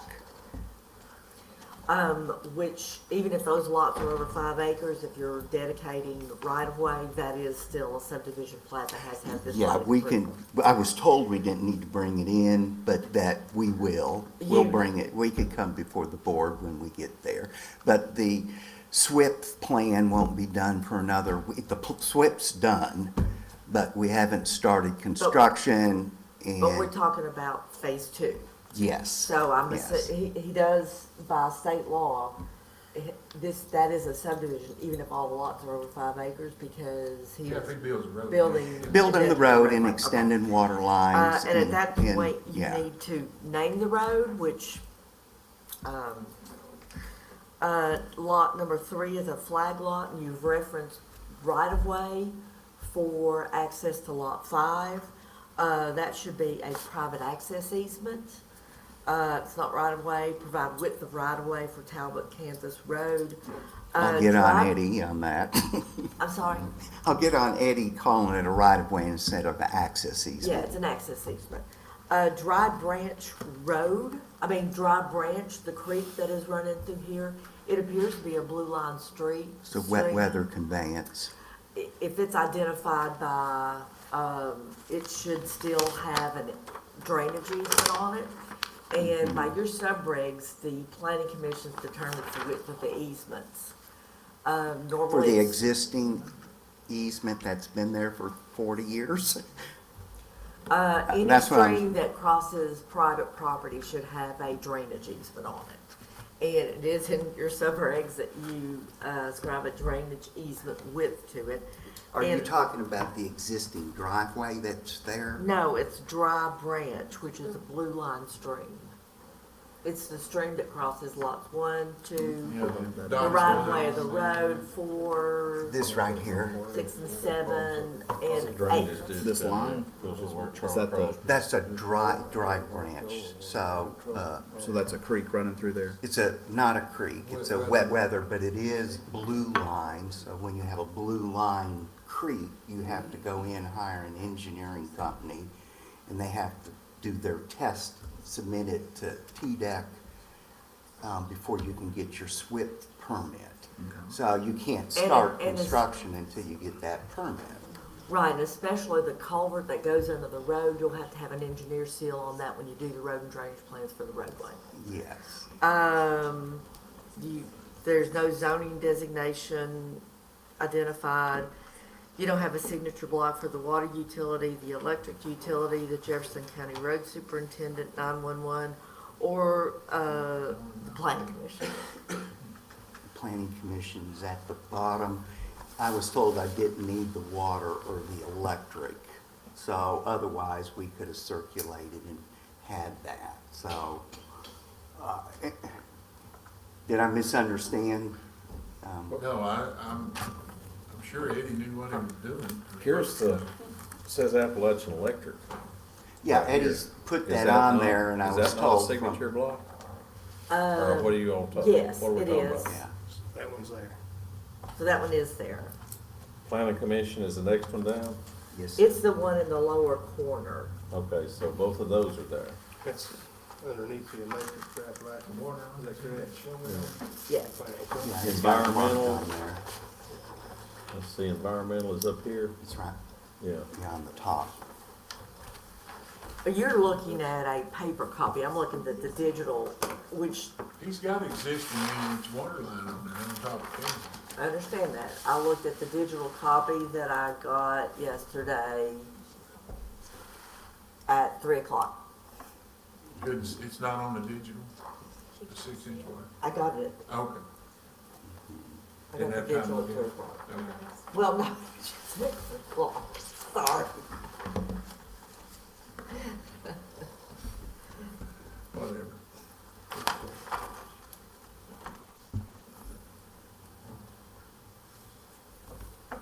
So that one's on there. That one's on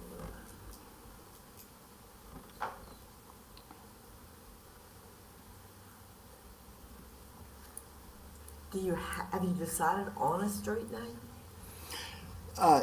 No, we have ideas, but, I mean, we have to run that through 911 and then just pull out. We Right. don't want to copy anything for a name, for subdivision, so we hadn't done a search for the 5 acres. We just figured that's 4 months down the road. And partly is whether we can get that road paved or not for the time frame. I mean, partly was we're gonna have underground power and utility water, and we're getting into some wet weather, and Yeah, if you don't- we'd rather have our utilities in before we pave. It'd be a lot cleaner job. Yeah, right, that should be a private access easement for lot 5. It's actually a flag lot for lot 3 because this would not be road frontage because it's not. Well, I questioned I Eddie understand about but you that said- very point, and he said That's not this is supposed the to way be to public do right of way. it. That's part of lot 3. Yeah, so that's what, What we've been So doing. it should be an access easement. It's not being Anything wrong? dedicated. Yeah, I know that. so I was told by Eddie that's to do it instead of doing the access easement. I brought that up in earlier conversation with So him. we can't do the right of ways no more? Is that what you're saying? Well, right of way indicates dedication, easement is private. So there, he's recording an access easement for lot 5. Oh, I got you. Yes, that would, and that's how Oh, he I did not- thought he it didn't draw was, that but I right was out told of I the was incorrect. Yeah, when I first Like looked you at did it, I right. thought it was a road, but it's not, it's. No, it It should be is- two 25-foot right of ways, one going to lot 3 and one going to lot 5. Eddie said he couldn't do that. Why not? I don't know. I asked We him do it to all do the that. time. We've been doing it for years. So I just took what Eddie I don't know suggested, and I thought it could have been an How access could you get easement. those lots without it? I did what I was, This one's under. You don't prohibit subdivision off an easement. Well, we put in 25-foot easements years ago, but, Right. I mean, I don't know why Eddie would. But that says say you can't 50-foot do it. right. I thought I it'd be, know that, yeah. That's drawing. I thought it'd be two 25-foot. Yeah, that's what, I mean. when That's I- what I would have thought. I thought that's what it was. But I mean, if they're flag lots and I That's create what it an would be. access Yeah, easement, yeah.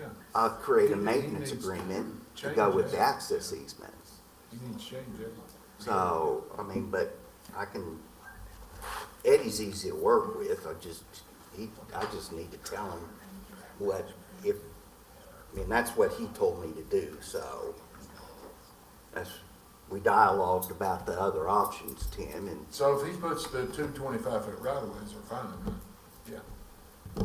I don't know why. you mean two 25-foot flag lots with an access easement? Well, That's what, five, that's what I would five think. and 3 are flag lots. What now? 5 and 3 would be flag lots. Yes, With and have an 25. access easement on those flags, because you got the existing drive. So I think we have to create an access easement to maintain it. Oh, I see, lot 3 owns that, okay. Yes. So, yeah. Yeah, the full width of the easement is 50 So foot, he and just, it's 4 yeah. lot, Can it's you part do a of 50-foot lot. easement back there to that other lot? See, I'll do an access easement just to protect the homeowners regardless of what happens I here. guess you could do the 50-foot. You know, I've sat and read your summaries of issues It'll make your today. head swim. I think you allow a 25-foot access easement for a single lot. Yeah, I know we do that, yeah. That kind of- Permanent easements involving or serving no more than 2 lots shall be provided as if they join a public street for 25 feet and or at least 25 feet in width throughout the road. Yeah, but you gotta have, what that come into play years ago was people that only had 50-foot road frontage and maybe had 10 acres, and they couldn't give their kids Right. 2 lots to build houses on. I mean, we didn't allow it, and then they changed, planning commission changed it, for the better, in my opinion. But now, some people use that. Correct me if I'm wrong, but did you just read 25 foot for 2 lots? You can't, yeah, 25 feet for each lot. yeah. So that's about the 50-foot right of way, or the easement, or whatever it is. But I think More you than can use 2 that lots. So 50. it's more than 2 lots. You have to have public road. It works. I'll still do an access easement on top of that, At least but 25 foot feet in width throughout the. Could he not use the 50 too? public street. That's what Eddie told me. Did you not use You that? could do two with 25 feet each and then do an access easement astride the center lot line. That's what I suggested, and that's not what, That would probably be the easiest thing. well, Tim, that would Obviously, be an easy change. But lot 3 owns that 50-foot. Well, you could do two 25-foot flag lots with an access easement. It solves the same thing. Yeah. You need an access easement because you need a maintenance agreement. That's fine. Okay. Got a question. Yes, sir.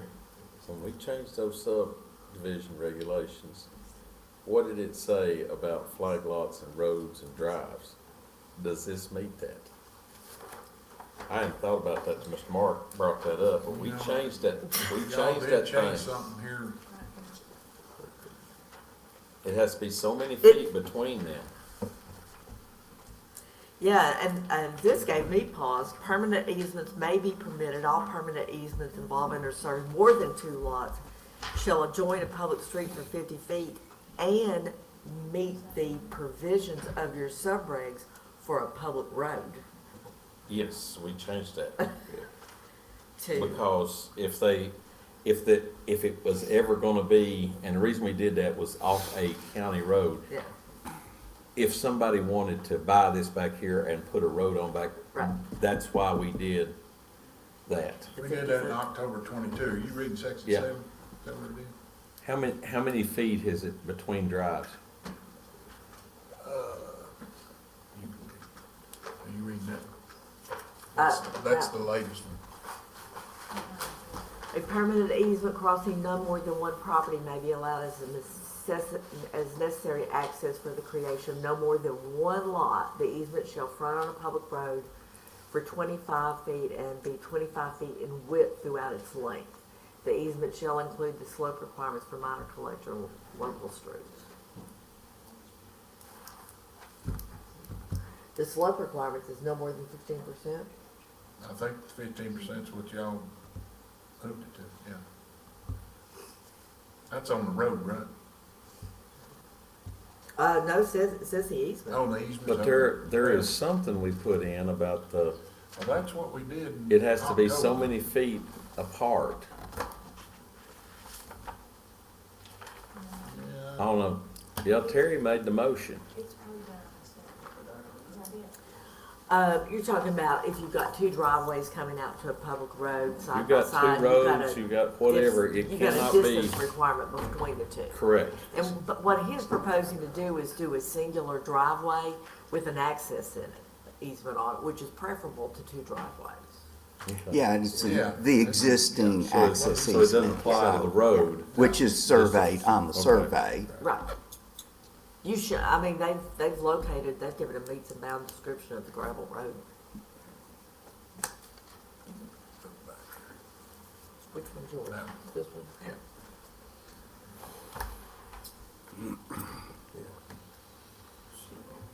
That piece of property, that whole flag belongs to lot 3, and then the easement's given To 5. to get to 5.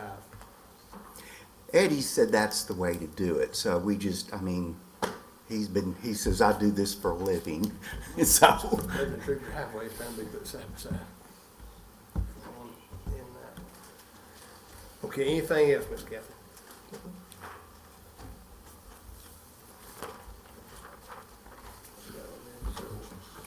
Is there anything that, if we look to approve this, it needs to be contingent upon?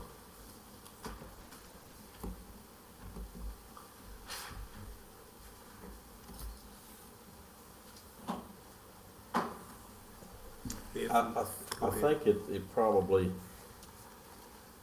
if we've not, you said we didn't have the width of the road on that? No, which What? is immaterial. It's, I mean, they're recording. This is gonna be a paper street, what William Plank referred to as a paper street. You're gonna have right-of-way shown on a plat. It's gonna be, I don't know who owns it. You're leaving that unknown, which is not good.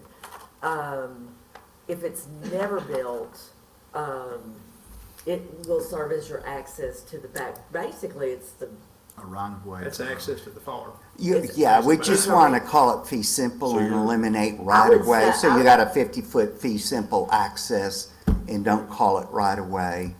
I mean, For between lots.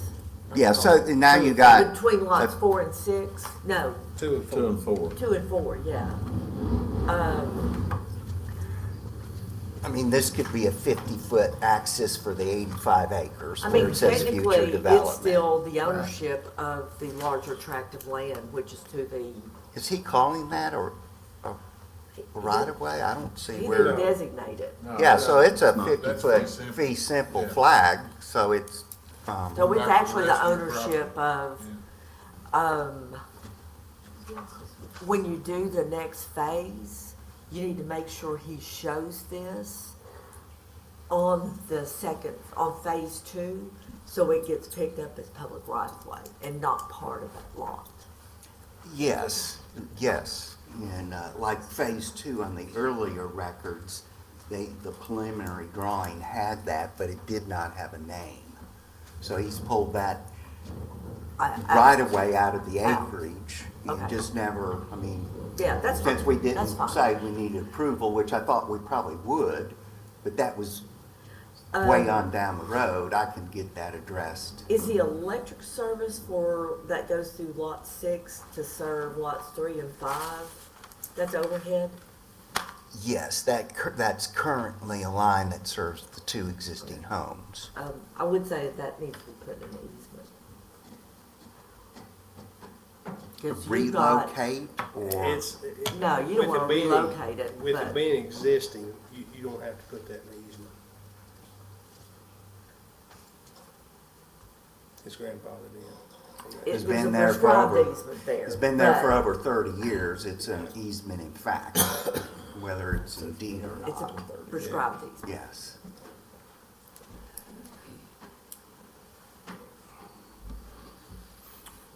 Any other questions or concerns? What about the drainage easement for the Blue Line stream? We're not crossing any, So- we're not doing any improvements. So we're gonna, For phase 2, we'll do. okay. Yeah, That's and I'll when the have to road get will- that, okay. get the SWIP, which will allow me to start my grading. Okay. And I have to, that's my stormwater and grading wrapped into, you know.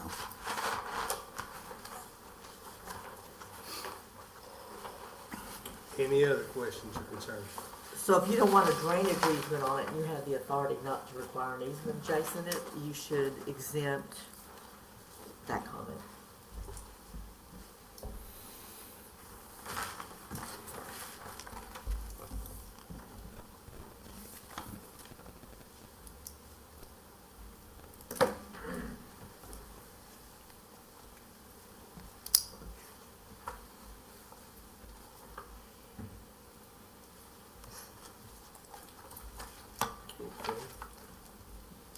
And would we go ahead and take out anything to do with street names and Because none of that's pertaining to Yeah. what's going on right now. that would be a phase 2 That's that's phase or 2. never, or, Yeah. yeah.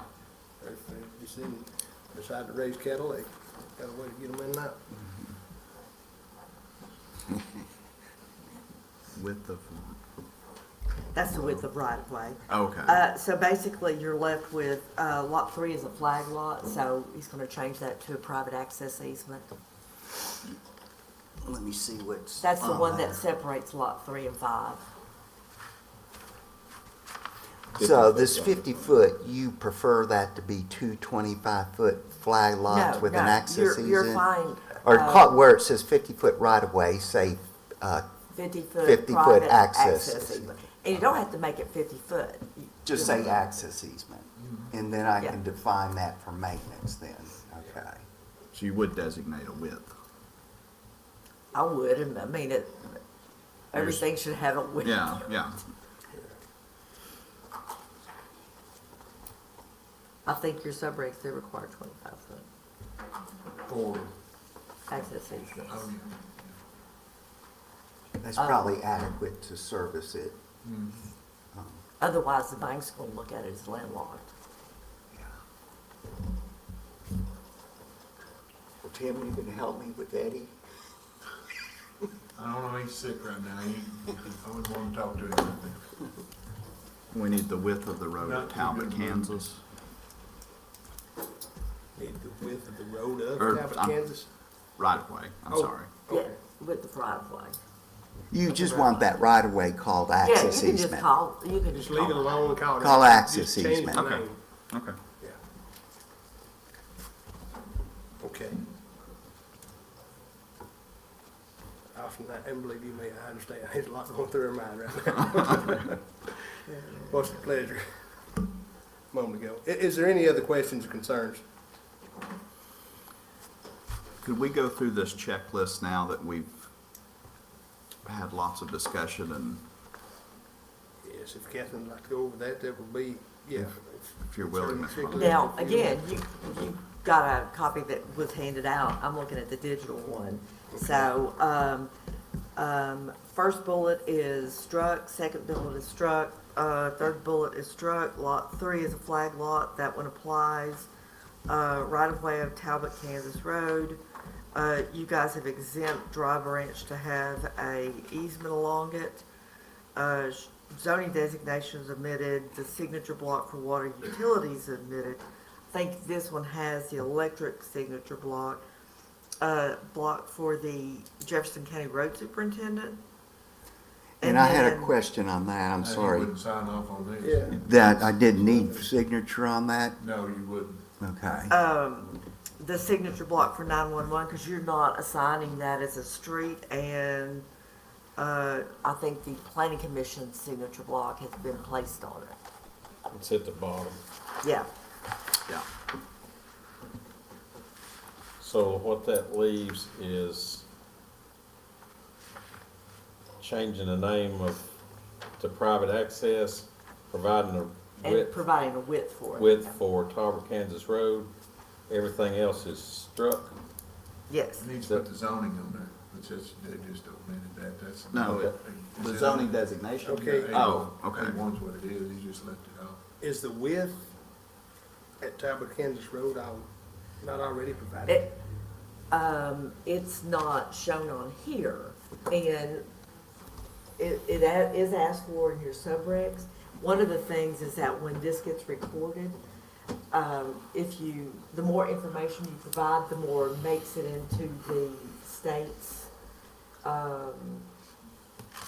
data system. Okay. And it is the best thing for the surveyors. Okay. And when you go on and look at Tennessee Property Viewer, every, like, the zoning, it's required in your subregs, but when you go on and look at the database, if you put it on here, it will get picked up and get transferred Get to transferred over to the state database, Okay. which is wonderful for everyone concerned. Okay. Let me ask you again, so we got 4 things? Yes, Is that what we got? you still have 4. I'm sorry, I'll number them. The zoning needs to be No, I on mean, it's there. fine. I'm just asking that, I'm counting the ones that I've got little Yes. marks by. And Lot I've number got 3, 4. provide width for Talbot, Kansas Road. Zoning. Zoning, water utility, and you said the county road superintendent, you didn't want him to sign off on it. No, we're not building a road on this one, so he wouldn't sign off on Talbot, Kansas. So that's 3? So you want the width of the existing road here, Talbot? I What's think the it's, I understand that's what she's asking for, the existing road of Talbot, Kansas. And I'm Water not asking utility, for it, it's zoning. on the list. Width of Talbot, Kansas. Yeah, okay, and I number- see. And lot 3. I made a mistake on my, making my So it's marks. 4. Yeah. So, change the right-of-way to access easement. Measure, Talbot, Kansas Road, the existing road. You can get that With- from the road. From superintendent, would Yeah, give me that? would be with that, it's in the road. Those are 2 items. What are the other 2? I'm sorry. Put zoning on there. Zoning designation. Okay. And a signature block for the water utility. But they don't sign. We're not doing a Well, extension they're not doing, for, of course, they're not having a water line, it's already No, there. but it's already It's there. already there, So that one's struck. yeah, it's So on down the to map. 3. Yeah. Down to We've 3. never- I mean, we've never required that for a while. I understand. Yeah. whatever you want to do. I mean, it's up to them, not me. Normally, by their signature, you're notifying the water department that these lots are going to exist and they can expect taps. That's why you put their signature block on there. I'd like to go ahead and include it, because I don't think it Fine, would. I have no problem with it. These are A lot of relatively these simple are things to address. serve as notification to your public utilities, so they have record of it to expect. Yeah, the And they can utility plan ahead. district, before they gave me service, they said, I want a recorded plat. They want a final plat. So that's like a circle. I don't have a final plat. So when I go in to find for the service, so I've got my service agreement, and I don't have a final plat. Will they sign that? Well, it will be a final plan. That's all. exactly what he It's said. like, wait, as soon as I get approval, then I can get service. Well, but they can keep it's still access, what they're asking for is official notification of what. Yeah, to they want a expect, map, because a they final wanna know map how to many- give me, so I They can want to sign go the ahead and service. know where your taps are going, where Yeah. the water line is, what your access is gonna be. Yeah. Where your building envelope is. Is it coming off that road, or is it coming off the side road, or is it coming from an easement? Like Lot 5, how you get water to it? Lot 5 already got water. Lot 5 already has water to it, Lot 3. and so does Lot 3. Most of those already have. Because that's at Miss John's house. Yeah, it's existing water lines to their That's like the property. electricity going to those. And the electricity is marked. So anyway, the service, to get the water I service, know they that was want a Miss plat. John and Miss, Okay. what was his name? Or what was her name? Gosh, I see her face. Alpha Talbot, are you working with out there?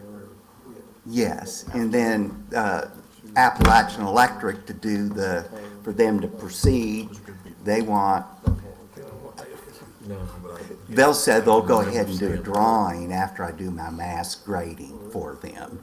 So I'll have that installed and surveyed. So it's like I have to have most all the improvements in. And it makes me think, well, I didn't get, and the brother shot his. when I came in to get preliminary approval to move ahead, I was told I didn't need Danny's brother shot. preliminary approval. So I'd be constructing roads and putting $1 million in without preliminary approval when I said I didn't need preliminary approval for the 5-acre home sites. But it was on the whole map. Yeah, it was on the whole map when I brought it He in. was a financial advisor too. and, I was told I was good, but I didn't have to run the improvements through here, little boy owns- which I thought I probably will. So I don't mind doing If that. they're to be dedicated, if you're running Yeah, the roads will trunk be lines, dedicated, But if so the water water and the water power. line, the trunk line is going to be dedicated to the local utility. Yes, Then yes, it has to be included yes, on a those are plat. 3 I triggers. don't remember all of them, but there was a bunch of them. So I'll come back for a final. Phase 2. Okay. Phase 2. Yeah, For phase 2. yeah. Okay, But we so need to address this. back on what we've got tonight. Three bullet points. We're giving Tim the ability to sign off on those things. He's gonna check it, make sure it's there. Okay, what's the pleasure of the board? Mr. Chairman, Mr. Brooks? I have a motion for you. Okay. I move to approve contingent upon the 3 bullet points, and I'll go ahead and read them. Lot number 3, flag lot, needs to be labeled as private access easement, zoning designation, and a signature block, provide the width of the right-of-way for Talbot Kansas Road, zoning designation, and the signature block for the water utility. Okay. I do have a question on that. Do you need the width of the road or the right-of-way for the existing right-of-way. road? The right-of-way, okay. Okay. We have a proper motion. Question was answered. Do we have a second? Second. You don't have to act like you're upset about it. We have a I heard it motion say and a as second. much as it pains me. As much as it takes. Do we have any further discussion? Y'all are best friends, I know. All those in favor, let it be known by saying aye. Aye. All those opposed? Motion passes.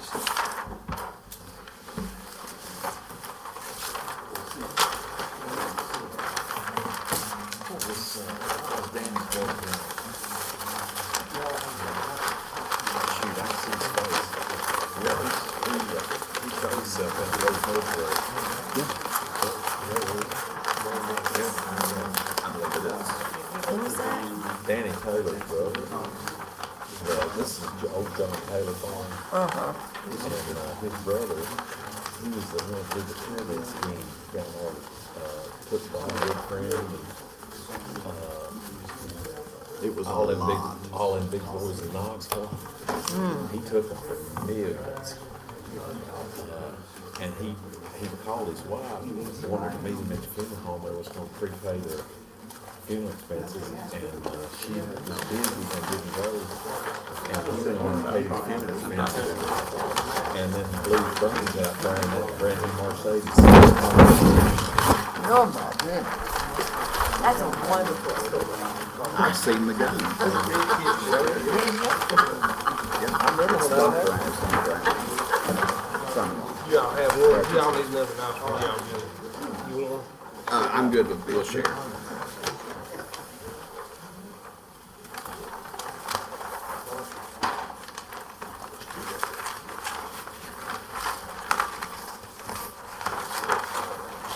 Okay, the next item on the agenda will be item D, final plat approval for a 3-lot subdivision off Jim Henry Road, Dandridge by Grace Contractors LLC. Do we have someone here to represent them? You guys want to just turn back on? Sue, that's the one Tom Carter has signed off.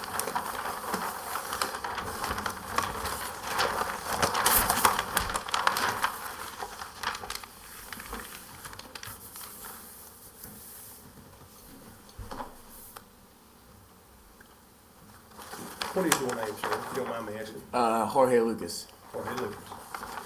Nice to meet you. Thank you. Good afternoon.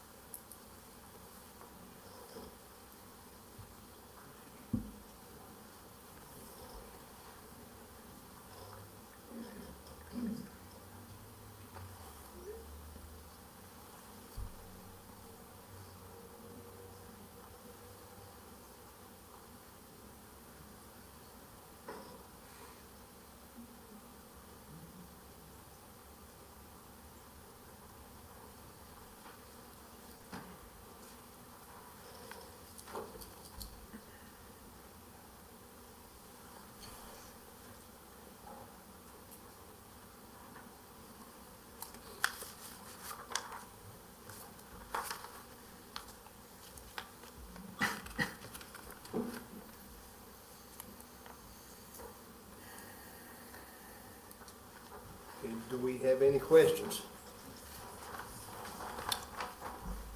Mr. Chairman. Yes, sir, Mr. Brooks.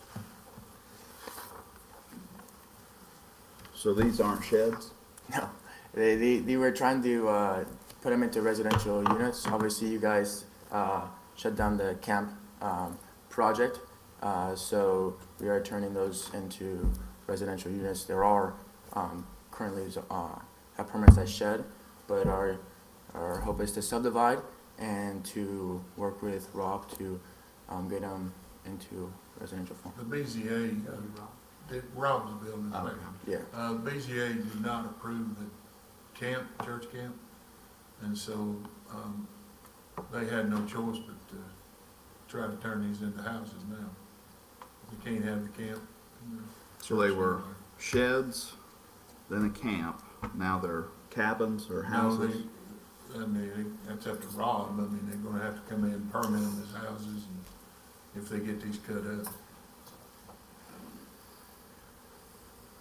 But the building inspector from day one says they're sheds. So that's all I can go by and tell them. I don't know what else to tell you on that. You'd have to take that up with the building inspector. They have no plumbing or anything in them. And according to his regs, that's what constitutes a house, I guess. Are they being used as dwelling units currently? No. Not at all. What are they being used as? Nothing right now.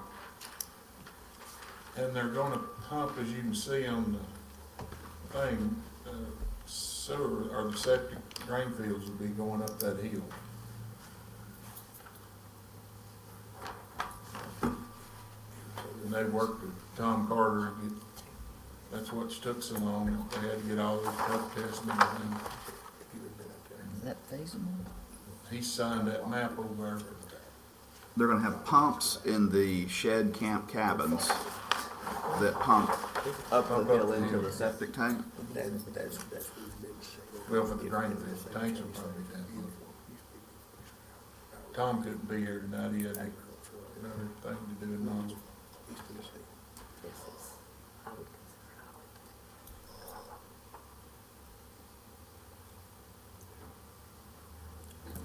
Tim, and forgive me, what did you just say right there? I'm sorry. On, Tom? about Tom, Yeah, he had another engagement in Knoxville. Okay. Yeah. But he has signed off on the map, the plat, Okay. and Sue's got it over there, I think. What does it say, Miss Sue, about the maximum number of bedrooms and what else? Does it say anything? Just a floor.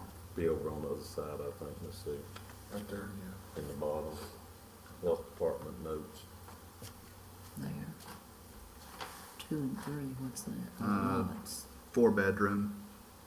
For each, for both of them, or just? It just, see, lots 2 and 3 are approved for standard individual subsurface sewage disposal system serving a maximum 4-bedroom. So that means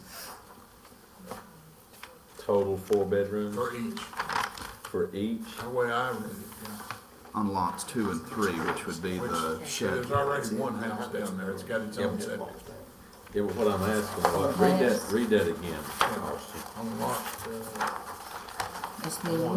lot one's got its own septic. I'll just read the whole health Yeah. department. Health Department notes and restrictions. House size and design will determine the actual number of bedrooms for which a permit may be issued. Lots 2 and 3 are approved for standard individual subsurface sewage disposal system serving a maximum of 4 bedrooms. So that doesn't answer your question. No, I'm trying to figure out if that's a 4, I think Total it's 4 max- for each, but I'm not 100% positive. that's what I don't know, I'm not But it's understanding how it's that's. one system. It's one system, and, Yeah. and it Serving says 4. lots 2 and 3 are approved for a maximum of 4 bedrooms. That would tell me it's 4 bedrooms for the system. Yeah. I mean, that's what it sounds No, like. I don't, And one Like thing I for see each lot? with this, and I actually put Doesn't say this that. in my comments is you don't dedicate an easement to lot 3. It's on lot 3. So there doesn't have to be an easement dedicated. The sewage effluent or the field lines for lot 2 should be in an easement, but it should be dedicated strictly for lot 2. When you are recording lots, don't look at the ownership. They can sell this tomorrow. This should not be a sewer easement reserved for lots 2 and 3. It would be highly inappropriate to combine, because you're talking about primary and secondary field lines for 2 different structures, on 2 different pieces of property. So the field line for lot 3, which is the lot that it's located on, which indicates to me soils must be pretty poor. But the sewer easement should be designated for lot 2, and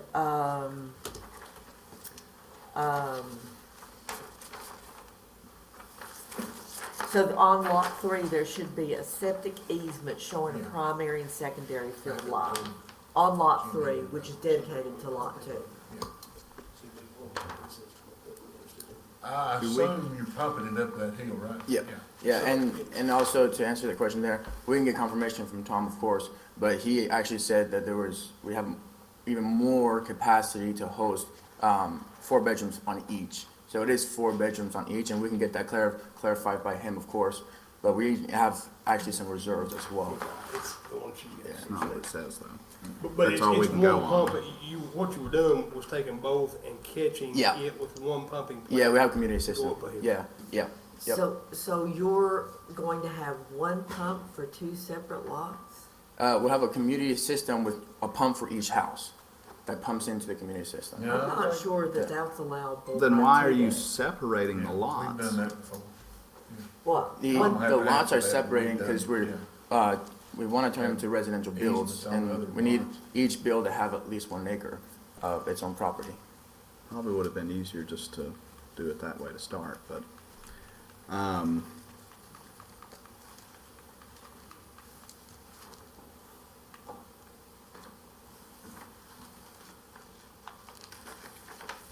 so would the tank be within the easement? Are there individual tanks? Because these are separate, these would be separate properties. They should all have their own systems, correct?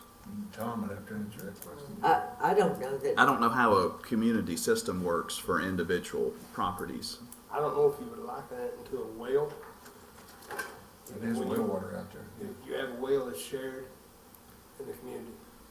So, I don't know if they'd like it into it. Like I said, that's a Tom question. Well, and he still has to meet TDEC regulations. He cannot be, you can be more restrictive than TDEC regs. You can't be less restrictive than TDEC regs for the approval of the septic systems. We do our own. I understand you do your own, but Tom would they're, have to answer that question. once again, they're allowing, TDEC is allowing you to do your own, but that's We your, took it away from the state years ago, 2003. but you're still, Not to my knowledge, we ever do anything in the state. But Tom can answer that, I can't. those are questions I would, I mean, it's just like, Yeah, I have no idea. So we don't have an answer on, Tom's gotta be here. Yeah. I don't see how. It might be just. No, and I understand that. I just don't see how we move forward on this without getting some of these questions answered. I got a question, Jorge. Let's start at the beginning of this thing. Walk me through why you pulled a permit on a shed. Yes. And I'm gonna tell you this right up front. I abhor the molestation of agriculture exemptions and stuff like that. We've already been through Carm out there trying to claim that it's a church, so walk me through and be careful, because your answer is gonna determine where I stand on this thing. Yeah, of course. And do it slow, because that's the way I read. Absolutely. So the idea was to create a camp, right? And so we went to the building inspection planning department, gave them the idea, and we approached this. We're never gonna put plumbing in these units, to put them in a shed, and the idea to, to build a camp out, right? When we proposed that to here, you guys, it was not zoned for that, so we couldn't go forward with the camp. From that day forward, we've been working on trying to get these into residential units, working with the environmental health department to get septic for these 2 units. Okay, so let me stop you right here and ask a question. Why didn't you come back for a different permit when you changed your mind? Well, we went, after we came here and you guys said, okay, we're not gonna approve this for this zoning, right? From that day forward, we went and started doing everything we can to get these to residential. Couldn't change the Yeah, we permits couldn't. till they got it cut up. Cut up, that's what they were Okay, told. 3 lots. I can Yeah. answer that question. And then the original permits you pulled, did they have a size on them? Did they have a? I'm assuming, yeah, but that's Yeah. Rob. We had plans and Building sizes, department, Okay, so what size was your original permit? the permit, I'll have to get it in front of me. But that was turned into you guys the first time we met. Yeah, I'm not sure. I understand, but I wanna know what the original size where you started out with these things. With like the size 3,300 square foot, somewhere around there, 33. On each one? Yes, sir. That's what the permit for the sheds. Yes, the sir. sheds were? Okay. So how big are they? They're exactly the size that they're permanent. Okay. Yeah.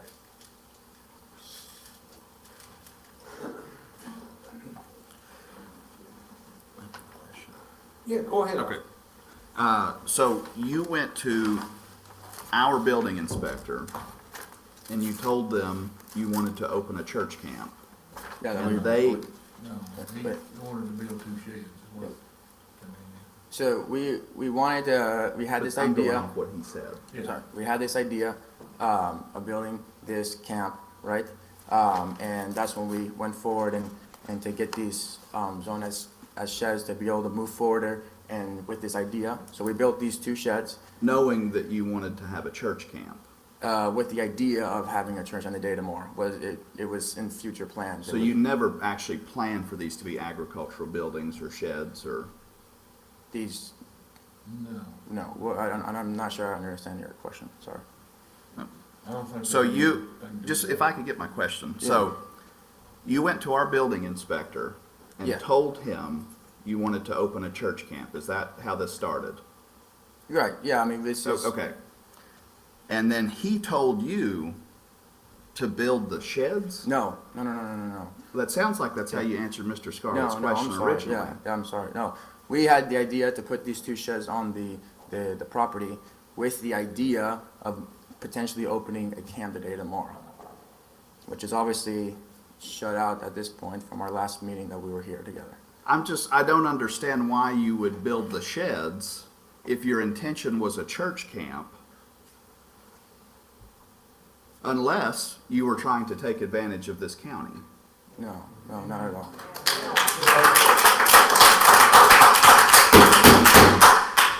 Guys, I'll ask you to be escorted out. Okay? There's no room for that. There's conversation taking place. Allow him to answer the questions. Allow Mr. Brooks to ask the questions. There's no place for applauding. Go ahead, Alfred. Sorry. Can you help me understand? Yeah, of course. So we by no means had intentions of taking advantage of nobody. And like I said before, the first time I talked, we walked through this with all the authorities necessary to make sure that we're all on the same page. Whose Right. idea was it to call them sheds? I couldn't remember who the idea was to call them a shed, right? Was it someone within our county government? I couldn't answer that question. Did I our can- building inspector tell you? They're the one that gave us the application for the said it was a shed. I mean, that was that. Did you ask for an application to build a shed? Again, Or did they just do that on their own volition? No, absolutely not. We're all on the same page. We're trying to move forward in the same direction. I don't believe I'm even in the same book, sir. I'm really lost here. Yeah. So, from the beginning, you knew this was you intended this to be a church camp, is that right? That was the direction we wanted to go for the day tomorrow. So, why build 2 sheds? Well, the idea was to get something going so the day tomorrow, we can use them however we needed to use them. Of Yeah, course, so under the law. why build sheds then? I mean, that was direction that we were going to use them. We were going to use them the way that we could use them. I mean, the way that anybody using is any building. The way that you're trying to use them. Well, I have some buildings on my property, but I don't consider any of them suitable for a church camp. I mean, do you see my? I understand I understand, and there's so much confusing throughout this whole entire thing. I mean, I'll tell you guys here straight up. Our intentions was never trying to take advantage of nobody whatsoever.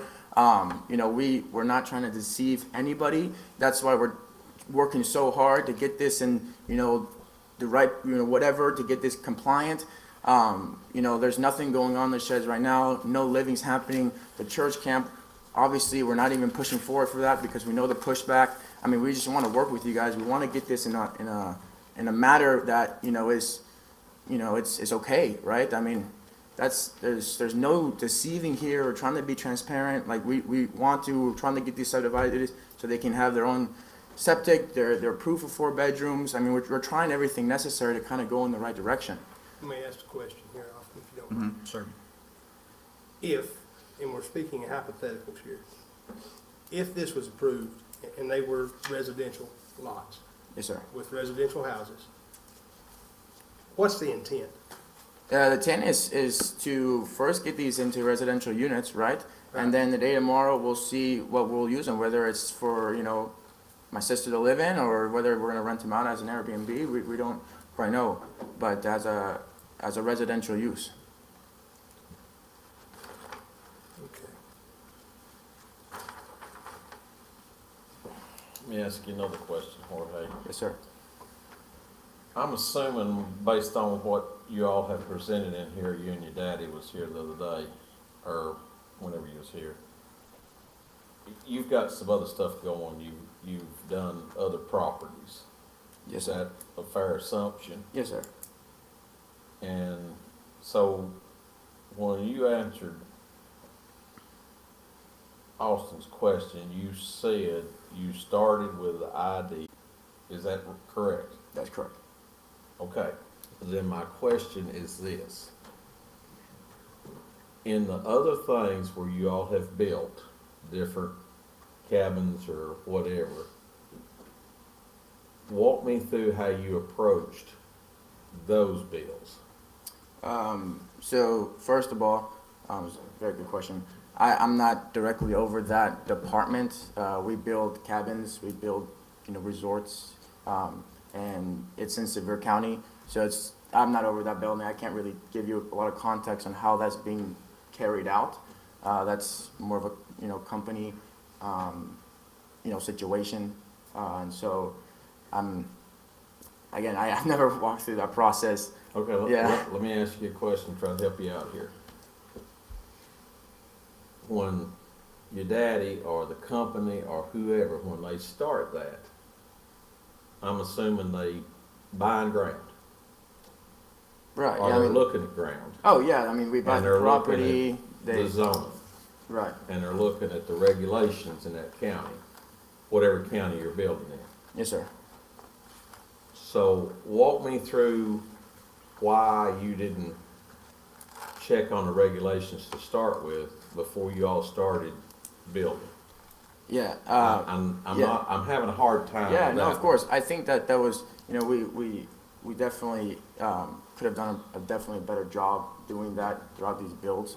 When we first started this project, I came to this office right here with the idea and trying to move forward with the build. Stop There's right several there. offices in this building. Oh, Stop. Building. Came to building first. You came to building. building, yeah. And you said to building, I want to build a church camp. Or you said, what did you say to building? I told the building, we want to build these 2 structures and with the intent of opening up a church camp the day tomorrow, not in a camp. We've said that last time. Then why build the sheds? This is the idea that the family had. Oh, I'm still not clear on this thing. I'm sorry, I'm So, trying to be as clear as possible. I know, Yeah, and so- it it's- may be me just not understanding. Like I said, I read slow. That's the way I write. That's fine, we'll get to the bottom of it.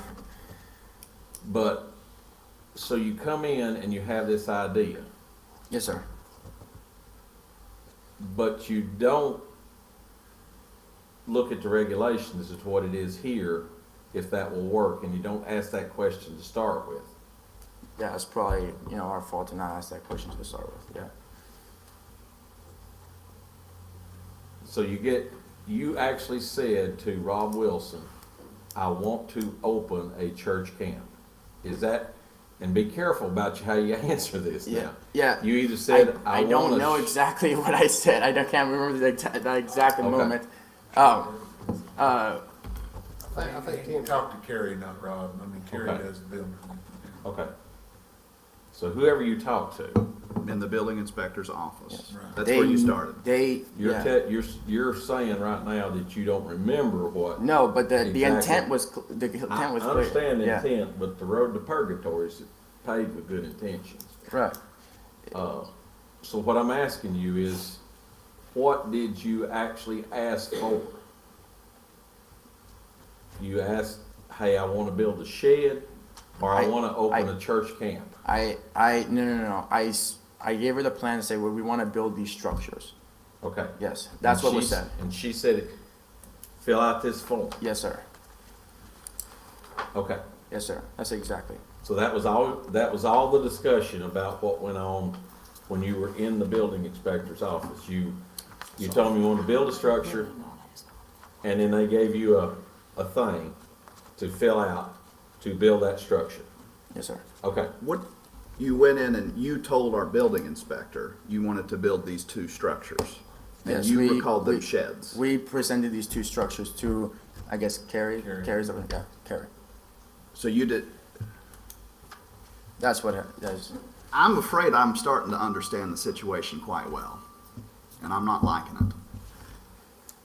it. It looks a lot like you were trying to take advantage of the agriculture zone by calling them sheds. I mean, put yourself in my seat for a minute. I can totally listen. I feel so bad for not just you guys, everybody here. I can understand how this is super confusing. I'm not confused. This was not our intentions whatsoever. Zero.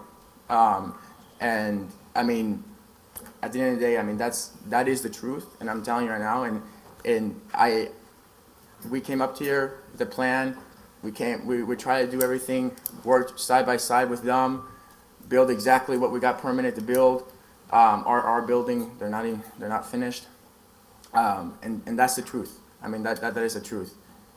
Okay, so Do either of the buildings have electricity? No. So it's a hull of a building. Yes. No water, no electricity. No water, no electricity. I can tell that. Absolutely. Miss Sue. In there. Did, Miss Sue got a the question. building lady, did she not ask you what you were building, your purpose for building these sheds? No, she did. You know, Oh, she she was did. clear. She understood. Yeah. she understood you She intended understood. to make it a church camp. Yeah, she understood that our idea was today, tomorrow to do this, exactly what we presented you the first time we came up here. That was clear from the beginning. Interesting. And that's a question she can answer. Yeah, your name. It's a question that will be asked. Well, they permitted them for sheds. They permitted for sheds, so. Which the use, I guess, is on the developer. So Right. you're with Grace Contractors, is that correct? Yes, sir, and I'm also part of I'm with the family that owns the property. My father owns Grace Contractors, and our family owns the property. Yeah, Grace Contractors. Your family Oh, owns the property or Grace Contractors? Grace Contractors owns the property. Okay, Yeah. and so they're acting as the developer Yes, as right now, yep. and the owner, okay. So what is your position with Grace Contractors? I work. I'm a real estate. I sell their properties, but I just am a authorized signer for the company, and I'm the owner's son. Family-run business. Yes. Okay. Okay. The OS of Grace Contractors, the owner's son, okay. I got a few more. Is this the first project that Grace Contractors has done? No. It's not. No. And the first project we've done in here, I believe, if I'm not mistaken. I guess this is where I'm struggling, is you all are experienced in this, in the construction industry. Would that be fair to say? Yeah, I think so. Yeah, I guess so. So the yeah, I guess so. We can say that. Okay. This seems like a major, we'd call it something different on the farm, but this seems like a major mistake. Mm. And I'm struggling to understand how this happened accidentally. I do see how this could happen intentionally. I certainly hope that's not the case, but it's looking more and more that way.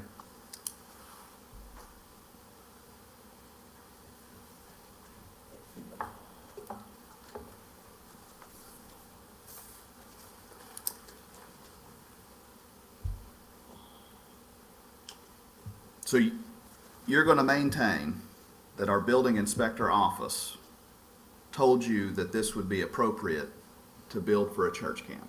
Yes, sir. Okay? Now, wait a With minute, no Jorge. electricity, What? no water? That's not the answer you gave me. So So, And yeah, just, so we need just to so be- we're I want to be clear, this is Yeah. all being video recorded. that's fine. Yeah. You told me, when I asked you a minute ago, I asked you to walk me through exactly what you said. You said you went in and you told her you wanted to build these structures, Yes, sir. whatever they're called. And I asked you, did you say that you wanted to open a church camp? And you told me you didn't remember what you said. No, I And then I said, what did she do? And you said you gave her the paper and she gave you the form. Right. And I said, is that it? And you said, yes. So are we different now or where we at? So I am still staying strong. I don't know exactly what I said, but the intent of the camp was clear at that moment. Yes. Tell me how the intent was clear then. If you don't remember what you said, I was just expressing our desire with the property. I understand that, but it's Just important How what did this you conversation play Yeah. out? said. I Well, need to know. Right. what I mean, you said. I'm trying to help you out. I really am. I'm trying to help you out with, I don't want to make up something. I'm telling you what I remember. The desire was clear at that moment with the direction of the property. That's as much as I can tell you without, So wanting to when make you up asked for things. the permits, and applied for permits, was the intent of the sheds ever discussed? The intent. Are these sheds that we're gonna allow people to camp in at the church camp? The intent was clear with and again, my father was there as well. Right. But An experienced contractor. yeah, the exactly was explained. Again, I don't know the exact wordage Right. of the thing, but the desire of this property was disclosed at the We're beginning. gonna do a church camp, we're Yeah. gonna permit for 2 sheds. That's just shed, barn, whatever, but I just wonder if that was conveyed to them, we're gonna let folks be housed in these as a dormitory, as a lodge or a camping spot. That, yes, sir. All right. I just want to make sure. Are we But- clear? Because I didn't want to say 2 and 3. Are we? No, I'm not clear. Okay. but- I think but I'm let's- getting clear. Let's assume that you, I think I'm trying to follow, you said the intent was clear. Who if that- brought up sheds? If that intent was clear and you knew when you come in to ask that for that permit, if that intent was clear, had you read our zoning regulations, did you check into that to see if that would be allowable? No, I did not. I don't know. Did your father do that? I don't believe so. I can't say that for Does, sure. did anybody with the company do No. that to say, I would have to say no. Yeah. Yeah, I would be honest with you. so if you're building in Sevier County, do you not check the zoning regulations to see if it's an allowable thing? Right. Yeah. And again, I can't answer that. I mean, I'm sure that's can? that's. Who I'm can sure answer a person that's over that in that department of the company. Right. I mean, I can. I'm They're sure not- that's how they do. They're not here? No. I'm here by myself today. Okay. Yes, sir. Go ahead. I'm fine. I just, I wanted to say this, and just in lieu of time and where we're at. We've obviously got some questions that's unable to be answered tonight to satisfaction. With intent, with permits, also with questions for Tom. He's not here. Yeah, that's, You know, so got more questions for Tom. irregardless if we get a question answered on the intent tonight, we still can't move forward with it. There's I'm nothing- moved to postpone it. Okay. Second. We have a motion, we have a second to postpone this. Until we can have, So we I'd can like to have Tom, and I would like to have our building inspector. Well, I don't know that you need the building inspector, you need whoever he talked to. And that would be Carrie, Carrie, yeah. if And, she's and we available. need the answer from, And hopefully. I think that would be great. your Yeah, I think father that would be can great. back Yeah. as well. And whoever in the, in your business can answer these questions. I think it's paramount that they be here. Okay. one other question. Miss Catherine had down on one of her things, is there a connection between these two buildings? Because it shows like a dog trot there. There is a connection on the two buildings. So they are linked together? no, they're separate. And side, Yeah. walkway, walk past, Yeah. sidewalk, Is okay. it a path or is it a It's steps. structure? It's steps. It's Not steps. covered. They're not covered. Okay. I'm just curious. And I might say this, and pardon me, and I'll hush after this. It might not be a bad idea to get a list of the things that she has listed that would need to be checked off if there was ever any hope of moving forward as well. Okay. Yeah, absolutely. You know, and Tim can get that You can come. Yeah. stuff. Okay. Sorry. Once the plan has been presented and placed on your agenda, Uh-huh. you have to deal with it within 60 days. And the motion was made to move it 30 days out to next month. Until we can have, Both those. both those parties here to answer questions. So is there any contingencies you can have to deviate from the 60 days? I would defer it until their presence. That is an action. Okay, so we do So you that have a and then the 60 motion and a days is out. second I'll to- agree. I agree with that. Okay, motion, all those in favor? Let's go over the motion one more time. Okay, motion, you made the motion. Well, no, I seconded the motion, I thought, okay, as much as it What pains was the me. verbiage you used? just defer it. Defer until they are present, because if there's some reason they can't be present next month, So we need Then- our environmental, and we need whoever dealt with this within our building Carrie inspection or office. Rob, whichever one of those would work. Okay, Right. and that exempts us from that 60-day rule, okay. So you're taking an action. everybody understands on that? Okay, got a motion, got a second, is there any further discussion? All those in favor, let me know by saying aye. Aye. All those opposed, that motion passes. Get that stuff together. Awesome. We'll get a Get list. your signed copy back on. Okay. And it's a list. Yeah. Yeah, just what part of it? And the one thing on your septic system, Yes, ma'am. you got to separate those. You can't have a joint, area for 4 field lots. Okay. You have to have one for lot 2, and then lot 3 can do what they want to, but you have to have an easement for lot 2. Or make another lot. So, Or make another lot just for these.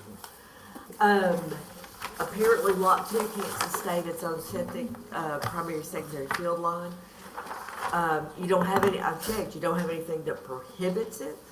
So it's all going on lot 3, but lot 3, you don't need an easement dedicated to lot 3 on lot 3. But you do need to have a clear easement designated for lot 2 on lot 3 that would contain their primary and secondary field lines. Does everybody understand why that's? Yeah, absolutely. Could, and I'm just educating. Could that not be cut in half? However they want to do it. That could be a possibility. Yeah, Looking at. however they want to Okay. do it, but it does need to lie within It has to be. a designated easement. I got you. So is that gonna be coming to Tom, and I'll talk to Tom about that, or? Yeah. Yeah, is that cool? He's got my, yeah, you got my phone. Tom, okay, awesome, thanks, guys. You put Sure, Tom yeah, on they're- that list of the people that had to be Yes. here, okay? Okay, moving on down the agenda. To item E, a resolution amending the zoning resolution of Jefferson County, Tennessee, presented by Austin Brooks. Mr. Chairman, Yes, sir. I move to defer this to the next meeting. I'll get mine together soon, I promise. Hey, you're good. Appreciate you doing that, Austin. No problem deferring things to that, right? We've got a motion. Do we have a second? A second. I think Sue was going to discuss this tonight. So- I don't, that'll be all right, we can put it out for one more time. Okay. All those in favor of deferring item E to next month, let me know by saying aye. Aye. All those opposed? Motion passes. I can't work a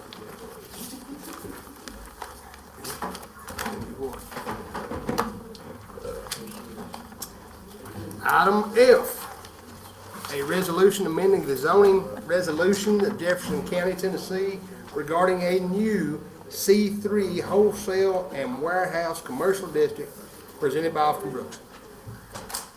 I believe the way we left it last month, Mr. Chairman, was, Hold it. you can just wait a minute. Hey, guys, love you. Stay and talk as long as you want. Just please do it outside the courtroom. Move on. Yeah. We got a agenda here. Thanks, bud. Okay, back to item F, Austin. You were stating? I believe the way we left off at our last meeting was we needed a definition on value-added processing, and I believe, I'll turn it over to Ms. Baldwin, Mr. Chairman, because I can't remember where we were at on the buffer strip. I don't know if you already had that defined. I see there is definitions It in is there in now.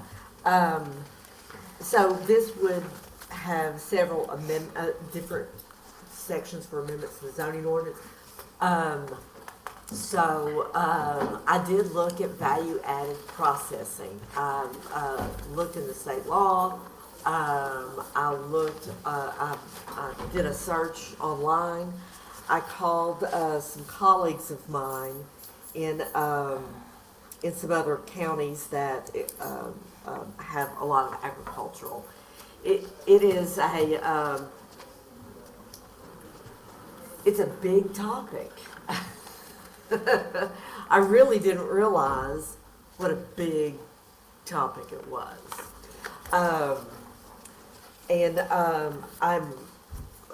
It's just it's like the tip of an iceberg, more or less, because, and I think somebody brought up in the comments tonight, I forget who said this, but, in terms of at what point do you cross over, I think by state law, Tennessee Code annotated, if you are processing your own produce on site, that's protected by state law. And don't quote me for this. It is, I can tell you that for a fact.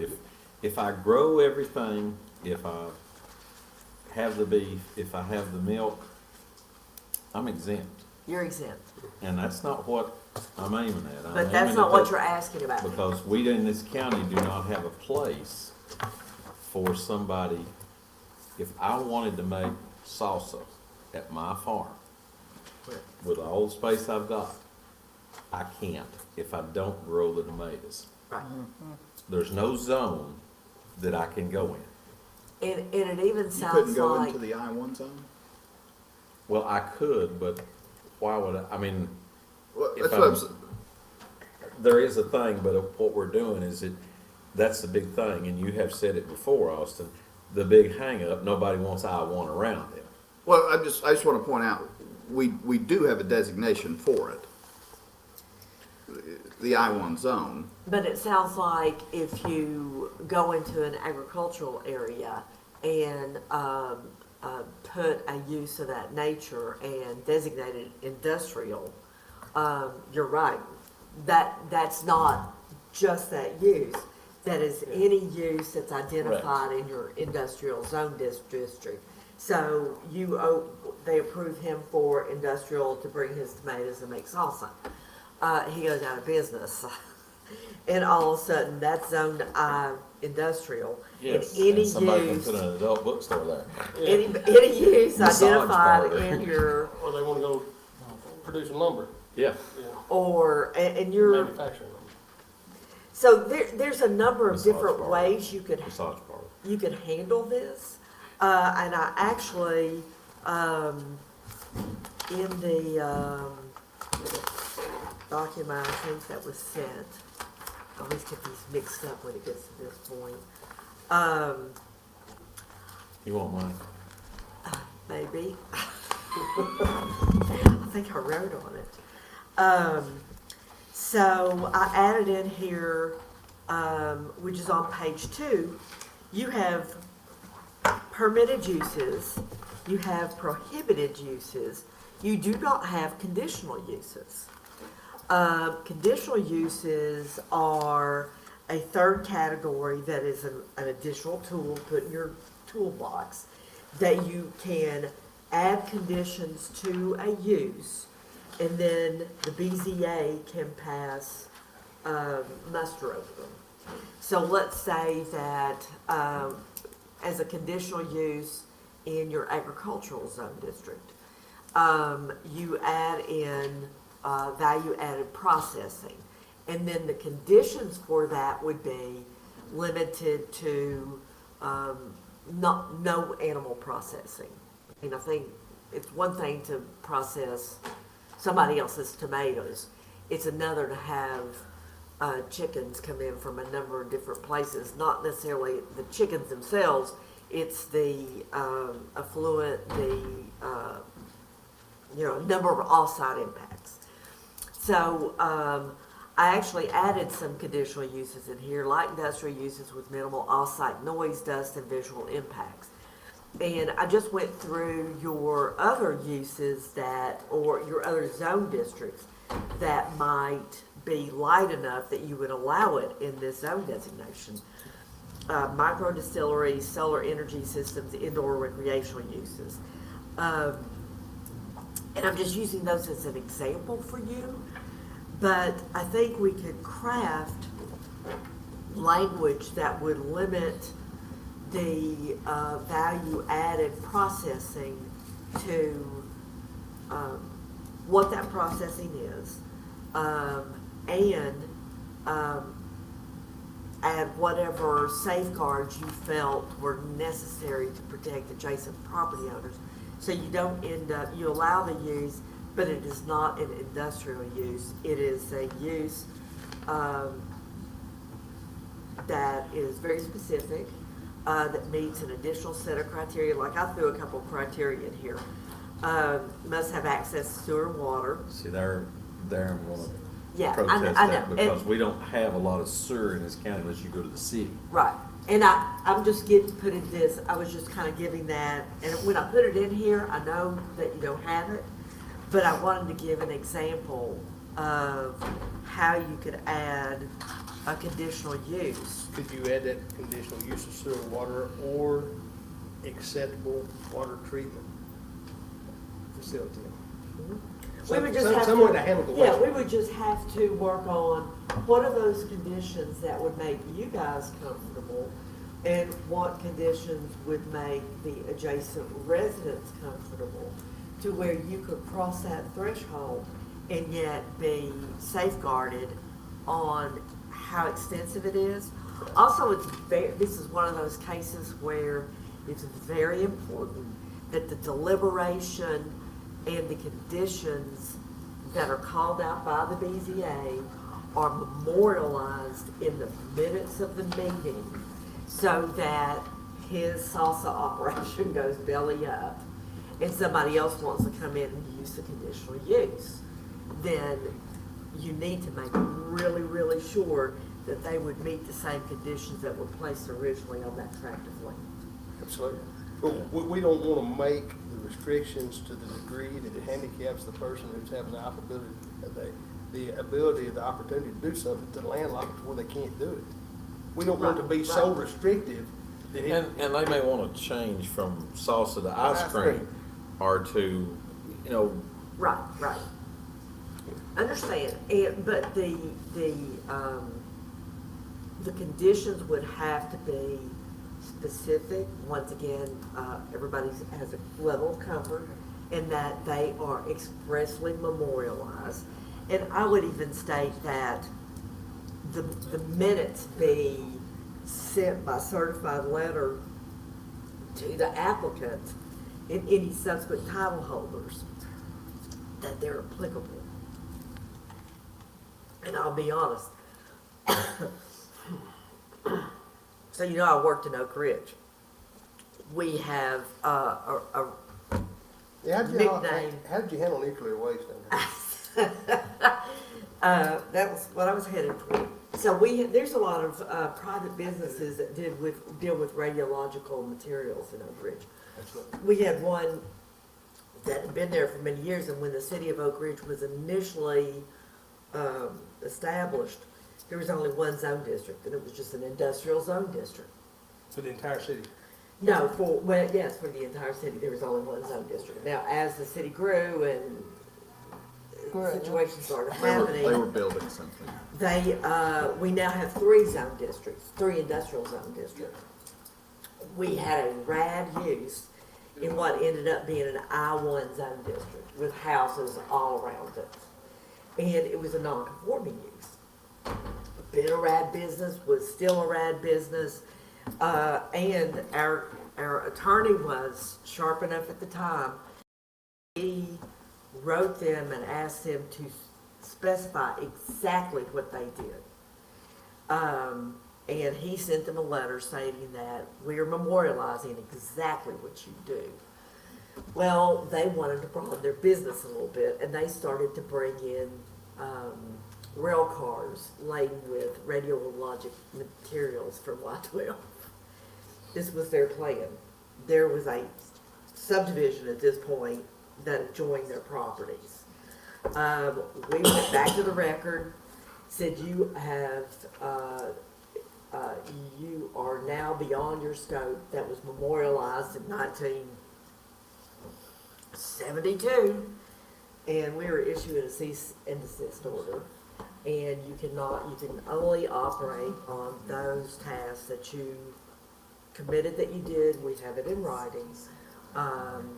We have the record where you sent it to us, we sent it back to you. If you were outside this specified activity, you were in non-compliance. They shut it down and went back to what they're doing, and they're still there. But they are within the confines of what was memorialized as non-conforming. So it's the same thing, except that this would not be a non-conformity. We would just need to specify exactly what the conditions are. You're making salsa, somebody could bring in potatoes and make potato salad. Potato chips or whatever. Potato chips, et cetera, et cetera. The kicker would be pinning down what the off-site impacts are, meaning trucks, noise, odors, drainage, and especially if you don't have sewer. So you would have some sort of a fluid on site that would be more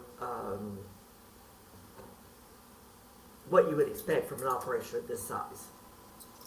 And it may well be that we would ask the state to come in and certify that you are adequately managing the effluent that is coming off your quasi-value-added processing. So you would have that in the file. And if the salsa goes away, someone else buys the property. Always deal with property that somebody else at some point is gonna own it different. And that whoever comes in, because a conditional use, you can transfer by title. That's the kicker, a conditional use, you can transfer by title. So it's somewhat like zoning then?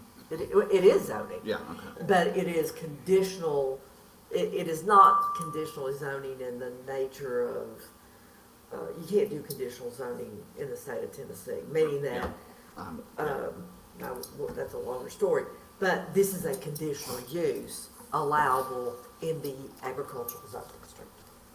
Okay. So at this point, it's just an idea. It sounds like it would address everybody's kind of concerns and provide a opportunity for your agricultural businesses. I guess my question would be, if John Neal wants to open up a salsa stand next to his massage parlor, and he does I ain't zoned on one. 50 jars of But I bet you I salsa. can recommend if you'll zone me that. You'd sell a lot of salsa, I bet. It would all be hot. How does them boys down in Humter started it. They started with just a dream.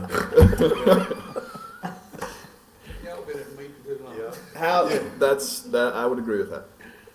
How does that compare? Are you familiar with bush beans? Yeah. Would that be value-added processing by definition? Well, that's a good question. Maybe that's something we need to use as an example. Because my understanding of bush beans is all the beans that are produced, they own. Not on that property, though. Not on that. They do produce a lot of their own beans. They don't own it all. No. But none on that property. So they have farmers that sell them their beans. Yeah. Yes. And the wastewater they actually use is fertilizing water for their pasture for their cattle. Yeah. Yeah. You know, that's. I mean, that would be that might be a good field trip to take, to go over Well, and I'm happy to have lunch up there. My idea of the whole thing is not to be a bush beans, not to be a cook's food, not to be a Tyson chicken. So where's the line? Well, I think you do that with volume.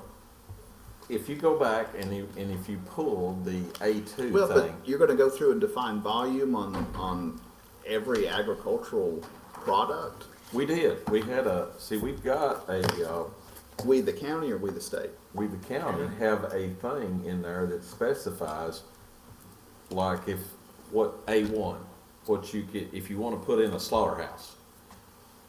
We've got a chart that specifies animal units that is up to 25 a month. Yeah.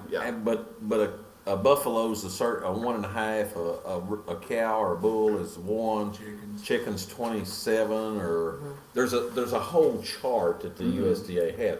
So have you referenced that chart in your? We did, and when we did that, we put in that in A1 because there was an assumption that if somebody's going to do it, it'll be a small thing. Or we're going to go to I1, and it'll be a large thing. That there's not, common thinking was there's not medium-sized slaughterhouses. Well, and even let's take this the tomato example. 50% of your value-added product has to be grown on site, or meaning that 50% can be brought on site. Or I don't know that I like that, but. I think you restrict it by size. In other words, you can only be so big. Kind of like what we talked about the building size. You can go to. You all had a percentage. 50%. I'll put this in here instead of maximum size building is percentage coverage. Yeah. So something like that. So there's a rational nexus between how many plants you have. Yes, I think that's probably the limiting factor, is you do something like that. Yeah. As opposed to saying, okay, it's 50% of the product. Well, I've got an order for 500 boxes and the flood came. and it wiped out all my tomatoes, and now I gotta buy 100%. So I still gotta Fill do your it orders. to fill my orders. So I I still mean, want to absolutely, process, yeah. you know, so I think something like that is a limiting factor rather than, And we have neighbors that probably are going through that as we Absolutely. speak. I can take you to an old boy that they paid 2 sackfuls of money for a bottom up there, and it ain't even there anymore. Oh, I bet not. Oh, it's awful, Miss Sue. If you're looking at hypothetical, let's say me and Mark and John, all three, have large agricultural tracts together, and we each decide we want to do that. Then you have 3 in that same community? Because we can each do one of our own? Or would you be better off having one that would accommodate the 3? I mean, those are just questions that come Those up. are, So I think that, but I think the limiting factor to say that you have to produce X number of product, that's the part I'm trying to get away, because I don't fit in that thing, and I use myself as an example. I don't fit in that deal. If I wanted to produce the milk, if I wanted to produce the corn, I mean, I can produce the wheat to grind the flour, I can produce the corn to make all the grits that you'll ever eat in your lifetime. Soybean oil, I can do all of that. But if I'm not producing that product on our farm, then that's the part that we don't have. And so if Brian wants to go down there and he said, hey, Mark, I got a great salsa recipe, or I want to make ice cream, but I'm not doing this, and they want to put in a plant to do that. We have nothing that fits that. You're either industry, right. and if I'm out here back in Newmarket, or I'm at wherever, and I'm in the middle of nowhere, one of the things that seems to key everybody off is you say I-1 and they go. And so rather than having that out there, we'd be much rather off to have an A2 district, a C3 or whatever. We'd have the district that this fits in, that this is a mid-sized thing, there's controls on it. It's not gonna be a Bush Brothers, it's not gonna be a Cook's Food, it's not gonna be a Tyson. You know, it's never gonna, at that site, it's never gonna be that big. Right, and I think the key is to quantify what that is. Now, I'm not saying I know how, but it just so you have quantifiable numbers or percentages or something that can be determined and held to, then you're pretty well safe in doing it. And not zoning into industrial, and making your county more profitable and giving all the farmers or all the agricultural properties an avenue toward making the county more profitable individually and collectively. Absolutely. Austin, what would you do? So, on the value-added processing, that seems like something that would be more appropriate in an A2 or something, because it sounds like with the limiting factors, like that would be something to really look over. And I understand there's history there, and I'm not trying to dig up bodies here, but I feel like it's getting away from the intent of the C3, and I'm not against agriculture. We may have different ways of going about it here, but I'm not opposed to it, and I'm happy to discuss an A2. But if we go back and look at our survey, that was one of the things that was. Yeah, and so we have a survey that stands behind us that says agriculture and stuff like that, that we want that in this county. Overwhelmingly, we agree that we want that, and maybe agree on nothing else. But so No, y'all have agreed, it's the third time y'all have agreed tonight. I'm keeping score. You're keeping score. we have been here too long. Should have already. So here's the other question in that. Uh-oh. And when you say it doesn't fit in there, if you want a retail sales there, does that not fit better in commercial than it does in agriculture? Well, but I think you're talking more about when you're talking about the processing, my thoughts on A2 would be many of the descriptions you've brought up.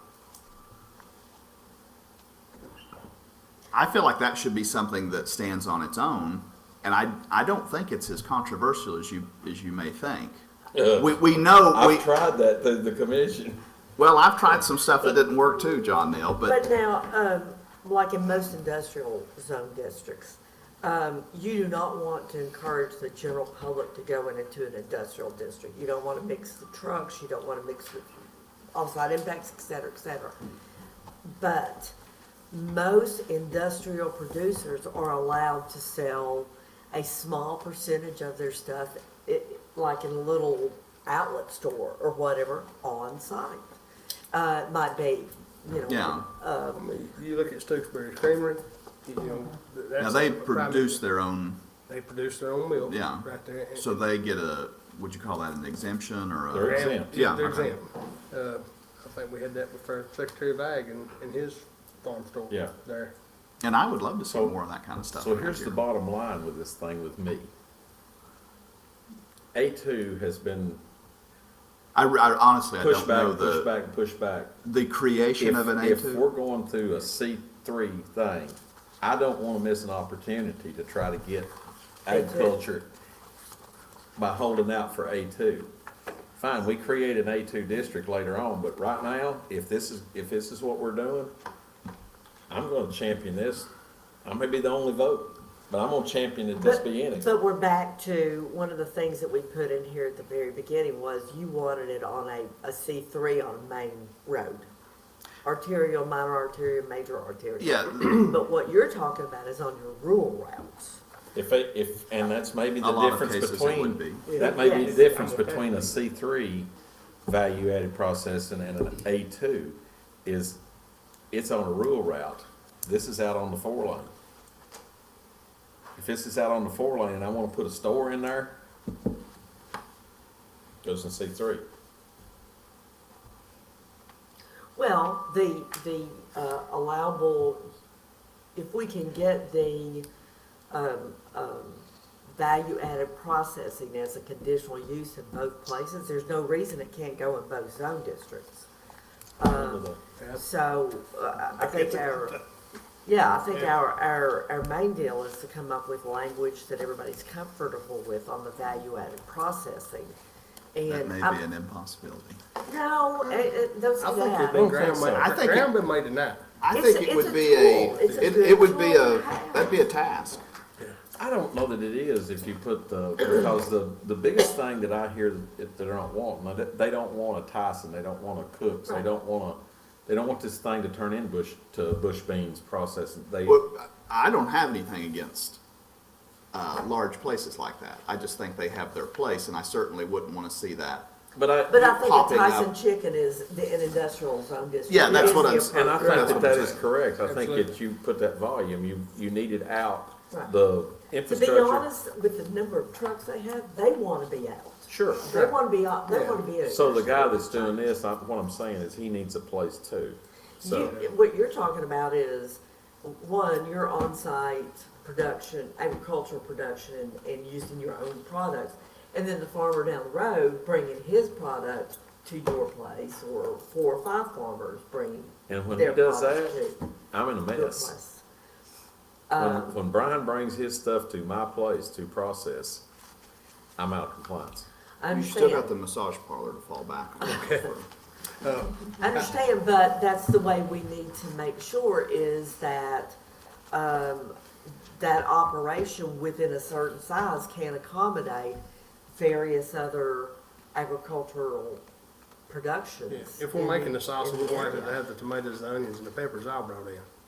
I love homemade salsa. We're going to have to incorporate that. So we're in agreement then upon this, Austin, if I understand what we said here in the last little bit, that we're going to look at developing some language to clarify. I'm not to agreement yet, but I would look at language, certainly. Okay. To me, that seems like quite the task. Well, one thing about zoning is there's always somebody else who has already done it. Right. The state planning conference is coming up in 2 weeks, and all the county and city planners are usually present. And We have to go to that? Homework. Yeah. I've already talked to several of the county planners in Middle Tennessee, but, and they certainly do this sort of stuff. I talked to the planner for Wilson County yesterday about this. And Sullivan County has some very good regulations. also Rutherford County. So those folks are gonna be there, and I'm gonna try to get them together and ask some questions. Good. Sounds Good like fun. stuff. Good stuff. Is that how we want to move forward then? Just kind of a little more research and a Little little more more research. information? These things don't happen quickly, so. I have you wanna learned get that them right. in county government, nothing moves very quickly, except after we adjourn, I think people move pretty quick. Yeah, absolutely. So we don't have to have a motion or anything on this. We're just in agreement. No. We're gonna work on language. Well, Do some research. do we need to roll it in the form of, I mean, I'll put it in a motion if you want. That's just to make it good. Okay, I move that we roll this item until Ms. Baldwin can come back with more information and definitions regarding value-added process. So we're deferring it then, correct? Defer. Defer. We're going to defer. Okay, we have a proper motion. Do we have a second? Second. We have a second. Any further discussion? Yeah, I do have some discussion. The pain in your eyes to second my motion. I don't. Hey, If I didn't do that, you would have no joy in your life without it all. all those in favor, let it be known by saying aye. Aye. All those opposed. Last item on the agenda, other business. You do have one other item. We do have one other item. We do. I Item G. did a zoning, your zoning compliance. Now, this is where, someone gets a site plan approved. I don't want it approved tonight, but I did, do a little bit more to it, and I also developed a certificate of compliance for professional inspection. Okay. So just look these over, but this would be to ensure that you approve a site plan, and whoever seals that site plan, when it comes time for authorized occupancy, and I realize you don't do that now, but it would be simply a permit issued, and the original designers would have to come back in and fill out a form like this. They would have to inspect it themselves and certify and seal this document that the site was built according to the site plan that you approved. And how is that enforced? Is that enforced through the zoning office or? There would have to be developed an occupancy permit so that your author, I mean, it's just like this, let's say the church camp actually took on a life of itself, and you want to make sure that it was built according to a site plan that you've approved. So whoever seals the site plan to get the permit, they have to come in and they'll bring me this form, fill it out. Either your code department will issue a enforcement. permit. Also, you charge for this. It's another source of revenue that can sustain the permit issuance. We need some. And another thing I wanted to bring to your attention is and I haven't done this, but you asked for an amendment in your subregs to require as-built Yes. plans for sewer, water, and roadways. Can this? You're working on those. Okay. Can this body add this? We don't have to go to or do we have to go through the commission? And to put it in the zoning ordinance, it would have to go through the commission. So it comes as a recommendation from us to the commission. The commission Now, a lot of times procedurally, like your building permit, you issue a building permit. I know, the building part, yeah. But that's not in yours, I don't think that's in your zoning ordinance. Usually procedural stuff It used to is be, more yeah, an till 08. administrative thing that, is done by the county mayor, to his department heads. So, to get this certificate of compliance in, first we would need an occupancy permit. Are you working on that? Well, I did the form, Okay. but, I would have to sit down with the county mayor and see if he is interested in doing this. But I think the fact that you guys are approving a site plan, you have no path forward for implementation or Yeah. inspection. What they need to do is adopt the commercial codes, and then our building inspector would do the inspections of all commercial buildings. That's what you're talking about, site plans. Well, you're talking about site plans, but what you're talking about is the commercial building. Yeah, we don't do, Standard building we codes. don't do them. And that's a totally different animal. This is just certifying that the site is compliant with the approved site plan. But wouldn't the building inspector be the right one to do that? I mean, yeah, but that's a much bigger step. Pops, we're trying to get out of this. No, I'm gone that much English. We'll never get this passed. What if you get a now, raise but with this? You know how it's. What's that? slow I things asked if we are. get a raise with this. I don't want a raise, I want a raise out of here. 50 cents. Get that on record. With that being said, I'm looking for a motion to adjourn. So moved. Second. All those in favor, let it know by standing. No, I was joyous on that one. Guys, thank y'all.